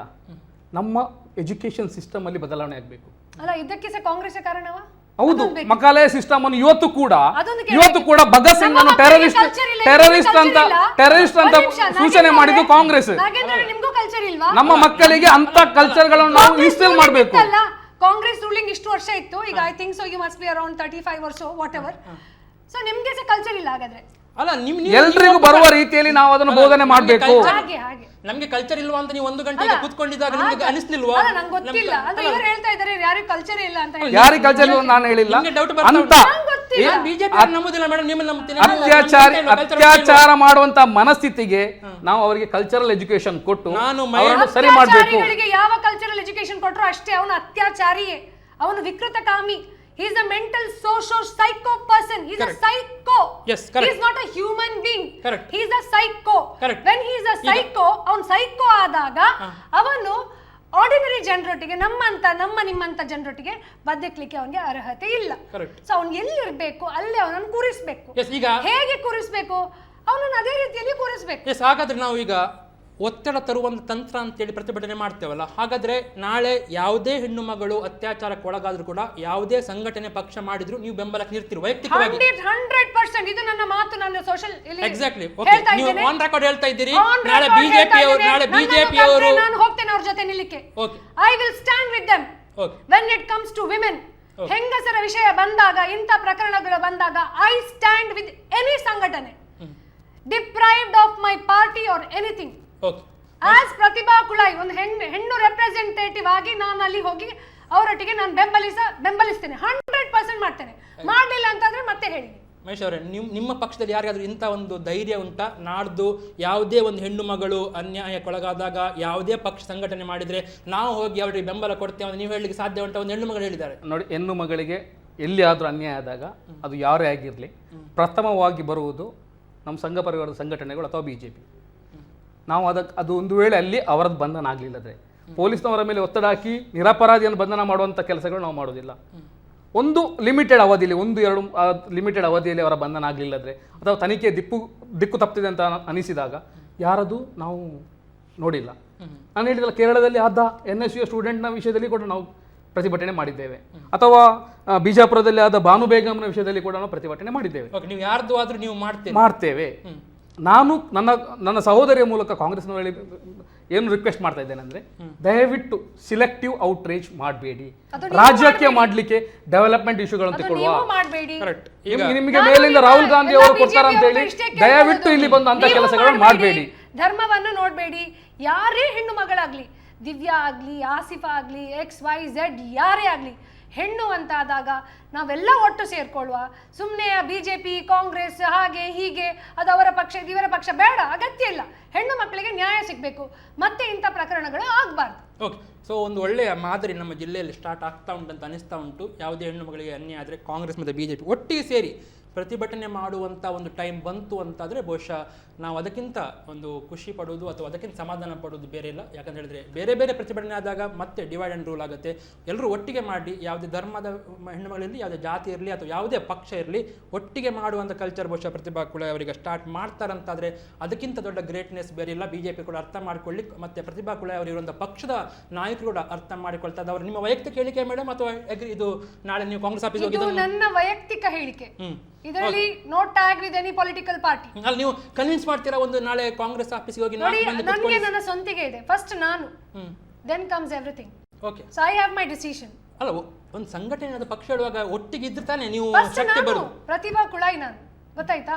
ಓಕೆ, ನೀವು ಒಬ್ಬರೇ ಅಲ್ಲ ಒಬ್ರು ಕರೆಕ್ಟ್. ನೀವು ಯಾರನ್ನಾದ್ರೂ ಕನ್ವಿನ್ಸ್ ಮಾಡಿ, ನಿಮ್ಮ ಪಕ್ಷದವ್ರನ್ನ ಕನ್ವಿನ್ಸ್ ಮಾಡಿ ಒಟ್ಟಿಗೆ ಮಾಡುವ ಅಂತ ಹೇಳ್ತೀರಾ? ವಿಷಯ ನಾನು ಬಂದು ನಿಲ್ತೇನೆ. ಫಸ್ಟ್ ಯಾವಾಗ್ಲೂ ನಾವು ಇರ್ಬೇಕು, ಮತ್ತೆ ಉಳಿದದ್ದು ಓಕೆ. ಯಾರು ನಾನು ಬರ್ತೇನೆ, ಯಾರು ಕರೆದ್ರು ಬರ್ತೇನೆ. ಇಂಥ ವಿಷಯಗಳಿಗೆ ನಾನು ಪ್ರತಿಭಟಿಸ್ತೇನೆ. Okay, nice. ನಾವು ಕಾರ್ಯಕ್ರಮ ಅಂತಿಮ ಹಂತಕ್ಕೆ ಬರ್ತಿದ್ದೆ. ಇಬ್ಬರು ಗಣ್ಯರು ವೀಕ್ಷಕರಿಗೆ ಕೊನೆಯದಾಗಿ ಮಹೇಶ್ ಅವರೇ ಅಂತಿಮವಾಗಿ ಏನು ಹೇಳಲಿಕ್ಕೆ ಇಷ್ಟಪಡ್ತೀರಿ? ಅತ್ಯಾಚಾರದಂಥ ಘಟನೆಗಳು ನಡೆದಾಗ ಅದನ್ನು ಜಾತಿ ಧರ್ಮದ ಬಣ್ಣದಿಂದ ನೋಡೋದು ಬಿಟ್ಟು ಅದರ ಬಗ್ಗೆ ಸಾಮಾಜಿಕ ಜಾಲತಾಣಗಳಲ್ಲಿ ಸುಳ್ಳು ಸುದ್ದಿಗಳನ್ನು ಹರಬಿಸೋದು ಬಿಟ್ಟು, ನಾನು ಪ್ರತ್ಯೇಕವಾಗಿ ಆಸಿಫಾ ಘಟನೆ ಬಗ್ಗೆ ಹೇಳ್ತಾ ಇದ್ದೇನೆ. ಅಲ್ಲಿ ಒಂದು ಕುಟುಂಬದ ಒಂದು ಗುಡಿಯನ್ನು ದೇವಸ್ಥಾನ ಎಂಬ ಬಿಂಬಿಸುವಂಥ ಪ್ರಯತ್ನ ನಡೆದಿತ್ತು. ಅಂಥ ಕೆಲಸಗಳು ಮಾಡೋದು ಬಿಟ್ಟು ಕಾನೂನಿಗೆ ಮತ್ತು ಪೊಲೀಸರಿಗೆ ಆರೋಪಿಗಳನ್ನು ಬಂಧಿಸುವಂಥ ಅವಕಾಶವನ್ನು ಮಾಡಿಕೊಟ್ರೆ ಮುಂದಿನ ದಿನಗಳಲ್ಲಿ ಇಂಥ ಘಟನೆಗಳು ಆಗಲಿಕ್ಕಿಲ್ಲ. ಮತ್ತು ಇದರಿಂದ ನಮ್ಮ ದೇಶ ಮುಜುಗರ ಅನುಭವಿಸುವಂಥ, ಅಂತಾರಾಷ್ಟ್ರೀಯ ಮಟ್ಟದಲ್ಲಿ ದೇಶ ಮುಜುಗರ ಅನುಭವಿಸುವಂಥ ಘಟನೆ ನಡೆಯಲಿಕ್ಕಿಲ್ಲ ಎಂಬುದು ನನ್ನ ಅಭಿಪ್ರಾಯ. ಓಕೆ, ಕೊನೆಯದಾಗಿ ಪ್ರತಿಭಾ ಮೇಡಮ್. ನಾನು ಎಲ್ಲ ವೀಕ್ಷಕರ ಹತ್ರ ಇಷ್ಟೇ ಕೇಳೋದು, ಈವಾಗಲೂ ನೀವು ಬೇಕಿದ್ರೆ, ನಾನು ವೈಯಕ್ತಿಕವಾಗಿ ನನ್ನ ಬಗ್ಗೆ ಮಾತಾಡ್ತೇನೆ ಇಲ್ಲಿ, ಯಾಕೆಂದ್ರೆ ನಾನೊಂದು ಹೆಣ್ಣು, ನಾನು ರೆಪ್ರೆಸೆಂಟ್ ಮಾಡ್ತಾ ಇದ್ದೇನೆ. ಈಗಾಗಲೇ ನಾವು ನೋಡಿದ್ದೇವೆ, ನನ್ನ ಕೆಲವೊಂದು ಹೇಳಿಕೆಗಳಿಗೆ ತುಂಬ ಕೆಟ್ಟದಾಗಿ ಕೆಲವೊಂದು ಯುವಕರು ಅಶ್ಲೀಲವಾಗಿ ನನಗೆ ಕಮೆಂಟ್ಗಳನ್ನು ಮಾಡಿದ್ದಾರೆ. ಇಷ್ಟರವರೆಗೆ ನಾನು ಯಾವ ಆ್ಯಕ್ಷನ್ಗಳನ್ನು ತಗೊಳ್ಳಿಲ್ಲ, ಯಾಕೆಂದರೆ ನಮ್ಮ ಹುಡುಗರು, ಅದಕ್ಕಾಗಿ ನಾನು ತಗೊಳ್ಳಿಲ್ಲ. ಬಟ್ ಇದು ಹೋಗ್ತಾ ಹೋಗ್ತಾ ಅತಿ ಆಗ್ತಾ ಇದೆ. ಸೊ ಇದಕ್ಕೆ ನಾನೊಂದು ಹೆಣ್ಣಾಗಿ ಏನು ಮಾಡಬಲ್ಲೆ ಅಂತ ನಾನು ತೋರಿಸ್ತೇನೆ. ಒಂದು, ರೆಸ್ಪೆಕ್ಟ್ ವಿಮೆನ್. ಆವಾಗ ಮಾತ್ರ, ಯಾವಾಗ ನಾವು ಹೆಣ್ಣು ಮಕ್ಕಳನ್ನು ಪೂಜಿಸ್ತೇವೆ ಆವಾಗ ಮಾತ್ರ ಏನೋ ಉದ್ಧಾರ ಆಗಲಿಕ್ಕೆ ಸಾಧ್ಯ. ಸೊ ಇಷ್ಟೇ ಹೇಳ್ಕೊಳ್ಳೋದು, ಎಲ್ಲ ಹೆಂಗಸರಿಗೆ ರೆಸ್ಪೆಕ್ಟ್ ಮಾಡ್ಕೊಳ್ಳಿ, ಅವ್ರಿಗೆ ಅವರ ಗೌರವ ಕೊಡಿ. ಹೆಣ್ಣು ಮಕ್ಕಳು ದೆ ಮಚ್ ಸುಪೀರಿಯರ್ ದೆನ್ ಮೆನ್ ಅಂತ ಹೇಳಲಿಕ್ಕೆ ಇಚ್ಛಿಸ್ತೇನೆ. Much superior. ನಾವು ನನ್ನ ಈಕ್ವಾಲಿಟಿಯನ್ನು ನಾನು ಕೇಳ್ತಾ ಇಲ್ಲ. I am superior than men. ನಾನು ಮಾತ್ರ ಅಲ್ಲ, ಎಲ್ಲ ಹೆಣ್ಣು ಮಕ್ಕಳು ಸುಪೀರಿಯರ್ ದೆನ್ ಮೆನ್. ಬಿಕಾಸ್ ನಾವು ಒಂದು ಜೀವಕ್ಕೆ ಒಂದು ಜನನ ಕೊಡುವವರು. ನಾವು ಎಷ್ಟೋ ಎಲ್ಲರೂ ಇಲ್ಲಿ ಇದ್ದವರು, ಅಮ್ಮ ಅಂದರೆ you'll never, it's a very important concept in your life that is only possible by a women. So respect them. Deprived of all ಧರ್ಮ ಜಾತಿ ಯಾವುದೂ ತರಬೇಡಿ ಇಲ್ಲಿ. ಯಾಕೆಂದರೆ ಪೊಲಿಟಿಕಲ್ ಪಾರ್ಟೀಸ್ ಸಿಸ್ಟಮ್ ಅಂತಲೂ ತರಲೇಬೇಡಿ. ಯಾಕೆಂದರೆ ಬರ್ತಾರೆ, ಎಲ್ಲರೂ ರಾಜಕೀಯ ಮಾಡ್ತಾರೆ, ಹೋಗ್ತಾರೆ. ಅಲ್ಟಿಮೇಟ್ ಆಗಿ ಉಳಿಯುವಂಥದ್ದು ನಿಮ್ಮ ಮಕ್ಕಳ ಸೇಫ್ಟಿ ಅಷ್ಟೇ. ಇದನ್ನು ನಾನು ಹೇಳಿಕ್ಕೆ ಇಚ್ಛಿಸ್ತೇನೆ. ಅಲ್ಲ, ಏನಿಲ್ಲ, ಅವರೊಂದು ಹೇಳಿದ್ರು ಸುಪೀರಿಯರಿಟಿ. ಇಡೀ ಪ್ರಪಂಚದಲ್ಲಿರೋ ಇಷ್ಟು ರಾಷ್ಟ್ರಗಳಲ್ಲಿ ಭಾರತದಲ್ಲಿ ಮಾತ್ರ ನಾವು ಭಾರತ ಮಾತೆ ಅಂತ ಕರೆಯೋದು. ಬೇರೆ ಕಡೆ ಬೇರೆ ಯಾವ ದೇಶದಲ್ಲೂ ಕೂಡ ಮಾತೆ ಅಂತ ಕರೆಯುವುದಿಲ್ಲ. ಬೇರೆ ಕಡೆ ನೀವು ನಮ್ಮ ದೇಶವನ್ನು ಮಾತ್ರ ನಾವು ಭಾರತ ಮಾತೆ ಅಂತ ಕರಿತೇವೆ. ಅದು ಈ ದೇಶದಲ್ಲಿ ಮಹಿಳೆಗೆ ಅಥವಾ ಮಾತೆಯರಿಗೆ ಕೊಟ್ಟಂತ ಗೌರವ. ಬಹುಶಃ ನಮ್ಮ ಸಹೋದರಿಗೆ ಅದು ಗೊತ್ತಿರಬಹುದು ಅಂತ ಹೇಳ್ತೇನೆ. ಬೇರೆ ಯಾವ ದೇಶವನ್ನು ಕೂಡ ಮಾತೆ ಅಂತ ಕರೆಯುವುದಿಲ್ಲ. ಭಾರತ ದೇಶದಲ್ಲೂ ನಾವು ತುಂಬಾ ಅದನ್ನು ಈ ನೇಷನ್ ಅಂತ ಕರೀತಾರೆ. ಇದು ನಮ್ಮ ಭಾರತ ಮಾತ್ರ she nation. If you go back to the history, ನಮ್ಮ ಭಾರತ ಮಾತ್ರ ಶಿ ನೇಷನ್, ಬಾಕಿದೆಲ್ಲ ಈ nation. If you go back to the history, women were dominating in India also. But ಮತ್ತೆ ಏನಾಯ್ತು, ಬೇರೆ ಬೇರೆ ದಾಳಿಗಳಾಯ್ತು, ಬ್ರಿಟಿಷರು ಬಂದ್ರು, ಏನೆಲ್ಲ ಆಯ್ತು ಇಲ್ಲಿ. ಆ ಕಾಲಕ್ಕೆ ಹೆಣ್ಣು ಮಕ್ಕಳನ್ನು ನಾನು ಇವತ್ತು ಹೇಳ್ತಾ ಇದ್ದೇನೆ, ಭಾರತ ಮಾತೆ ಒಂದ್ ನಿಮಿಷ ಪ್ರೊಟೆಕ್ಟ್ ಮಾಡಿ ಇಟ್ಕೊಳ್ಳಿಕ್ಕೆ ಅವರನ್ನು ಏನ್ ಮಾಡ್ಲಿಕ್ಕೆ ಶುರು ಮಾಡಿದ್ರು, ಓವರ್ ಪ್ರೊಟೆಕ್ಟ್ ಮಾಡ್ಲಿಕ್ಕೆ ಶುರು ಮಾಡಿದ್ರು. ಓವರ್ ಪ್ರೊಟೆಕ್ಟ್ ಮಾಡಿದಾಗ ನಮ್ಮ ಸ್ಥಿತಿ ಈ ರೀತಿ ಬಂದಿದೆ. ಭಾರತ್ ಮಾತೆ ಅಂತ ಹೇಳ್ತೀರಿ, ತುಂಬಾ ಧನ್ಯವಾದ, ಐ ರಿಯಲಿ ಅಪ್ರಿಷಿಯೇಟ್ ಯು. ಆದ್ರೆ ಫೇಸ್ಬುಕ್ ಅಲ್ಲಿ ಹೋಗಿ ಪ್ರತಿಭಾಕುಳ ಅಕೌಂಟ್ ಅಲ್ಲಿ ನೋಡಿ, ಕೆಲವೊಂದು ನಿಮ್ಗೆ ಯಾರ ಫೇಕ್ ಅಕೌಂಟ್ಸ್ ಗಳಾಗಿರಬಹುದು, ಸ್ವಲ್ಪ ಚೆಕ್ ಮಾಡ್ಕೊಳ್ಳಿ. ನೀವು ಪ್ಲೀಸ್ ಚೆಕ್ ಮಾಡ್ಕೊಳ್ಳಿ. ಫೇಕ್ ಅಕೌಂಟ್ಸ್ ಗಳಾಗಿರಬಹುದು ನೋಡಿ. ನೋಡಿ, ರೋಹಿತ್ ವೇಮುಲನ ಮನೆಗೆ ಹೋಗಿ ಇದೇ ಕಾಂಗ್ರೆಸ್ ನವರು ನಾನು ಮುಸ್ಲಿಂ ಅಲ್ಲ, ನಾನು ದಲಿತ ಅಂತ ಹೇಳಿದ್ದಾರೆ. ಅದೇ ರೀತಿ ತುಂಬಾ ಆಗಿರಬಹುದು. ಬರ್ದಿದ್ದಾರೆ ಬಿಡಿ ನೀವು. ಅದನ್ನು ಅವರು ರೋಹಿತ್ ವೇಮುಲನ ತಾಯಿ ಸ್ವತಃ ಹೇಳಿದ್ದಾರೆ, ನಾನು ಮುಸ್ಲಿಂ ಅಲ್ಲ, ನಾನು ದಲಿತ ಅಂತ ಹೇಳಿದ್ದಾರೆ. ಯಾರು ಬರ್ದ ತಪ್ಪೇ ಬರಿಬಾರ್ದು. ಅದನ್ನು ನೀವು ಕಂಪ್ಲೇಂಟ್ ಕೊಡಿ, ಕಾನೂನು ಕ್ರಮ ತಗೊಳ್ಳಿ. ಯಾಕೆ ನಿಲ್ತೀರಾ? ನಾನು ಅದನ್ನು ಖಂಡಿಸ್ತೇನೆ. ಅದು ಯಾರಾದ್ರೂ ಮಾಡಿದ್ರೆ ನಾನು ಅದನ್ನು ಖಂಡಿಸ್ತೇನೆ. ನೀವು ಕಂಪ್ಲೇಂಟ್ ಕೊಡಬೇಕು, ಒಂದು 4 ಮಂದಿಗೆ ಶಿಕ್ಷೆ ಆಗ್ಬೇಕು. ನಿಮ್ಮ ಜೊತೆ ನಾವು ಕೂಡ ಇದ್ದೇವೆ. ಓಕೆ. ಸೊ ಒಟ್ಟಿನಲ್ಲಿ ನಮ್ಮ ದೇಶದಲ್ಲಿ ಹೆಣ್ಣು ಮಕ್ಕಳ ಮೇಲೆ ಅತ್ಯಾಚಾರ ಆಗುವುದು 100ಕ್ಕೆ 100 ನಿಲ್ಲಬೇಕೆನ್ನುವುದು ಪ್ರತಿಯೊಬ್ಬರ ಆಸೆ. ಅದು ಕಡಿಮೆ ಆಗ್ತಾ ಬರಲಿ, ಒಂದು ಕಠಿಣ ಶಿಕ್ಷೆ ಆಗುವ ಮೂಲಕ ಹೆದರಿಕೆ ಹುಟ್ಟಿ ಬರಲಿ. ಎಲ್ಲರೂ ಕೂಡ ಗಂಡಸರಲ್ಲಿ ಹೆದರಿಕೆ ಬಂದರೆ, ಅಂದರೆ ಆ ಶಿಕ್ಷೆಯ ಮೂಲಕ ಹೆದರಿಕೆ ಬಂದರೆ ಅತ್ಯಾಚಾರ ಕಡಿಮೆ ಆಗ್ಬೋದು. ಬೇಗ ಆಗಲಿ ಅಂತ ಬಯಸ್ತಾ ನಮ್ಮೊಡನೆ ಮಾತನಾಡಿರುವ ಗಣ್ಯರಿಗೆ ಮತ್ತು ಕಾರ್ಯಕ್ರಮಕ್ಕೆ ಬಂದು 1 ಗಂಟೆಗಳ ಅವಧಿ ತಮ್ಮ ಅಭಿಪ್ರಾಯವನ್ನು ಹಂಚಿಕೊಂಡಿರುವಂಥ ಪ್ರತಿಭಾ ಕುಳೆ ಅವರಿಗೆ ಮತ್ತು ಮಹೇಶ್ ಸುಕ್ಕಕಲ್ಲೂರು ನಮ್ಮ ಟಿಯಪ್ಪರಿಗೆ ಆತ್ಮೀಯವಾಗಿರೋ ಧನ್ಯವಾದಗಳು. Thank you. ಇದು ಇವತ್ತಿನ ಜನಧ್ವನಿ. ನಾಳೆ ರಾತ್ರಿ 7:40 ಜನಧ್ವನಿ ನೇರ ಪ್ರಸಾರದಲ್ಲಿ ಮತ್ತೆ ಭೇಟಿಯಾಗೋಣ. ನಮಸ್ಕಾರ, ಶುಭರಾತ್ರಿ.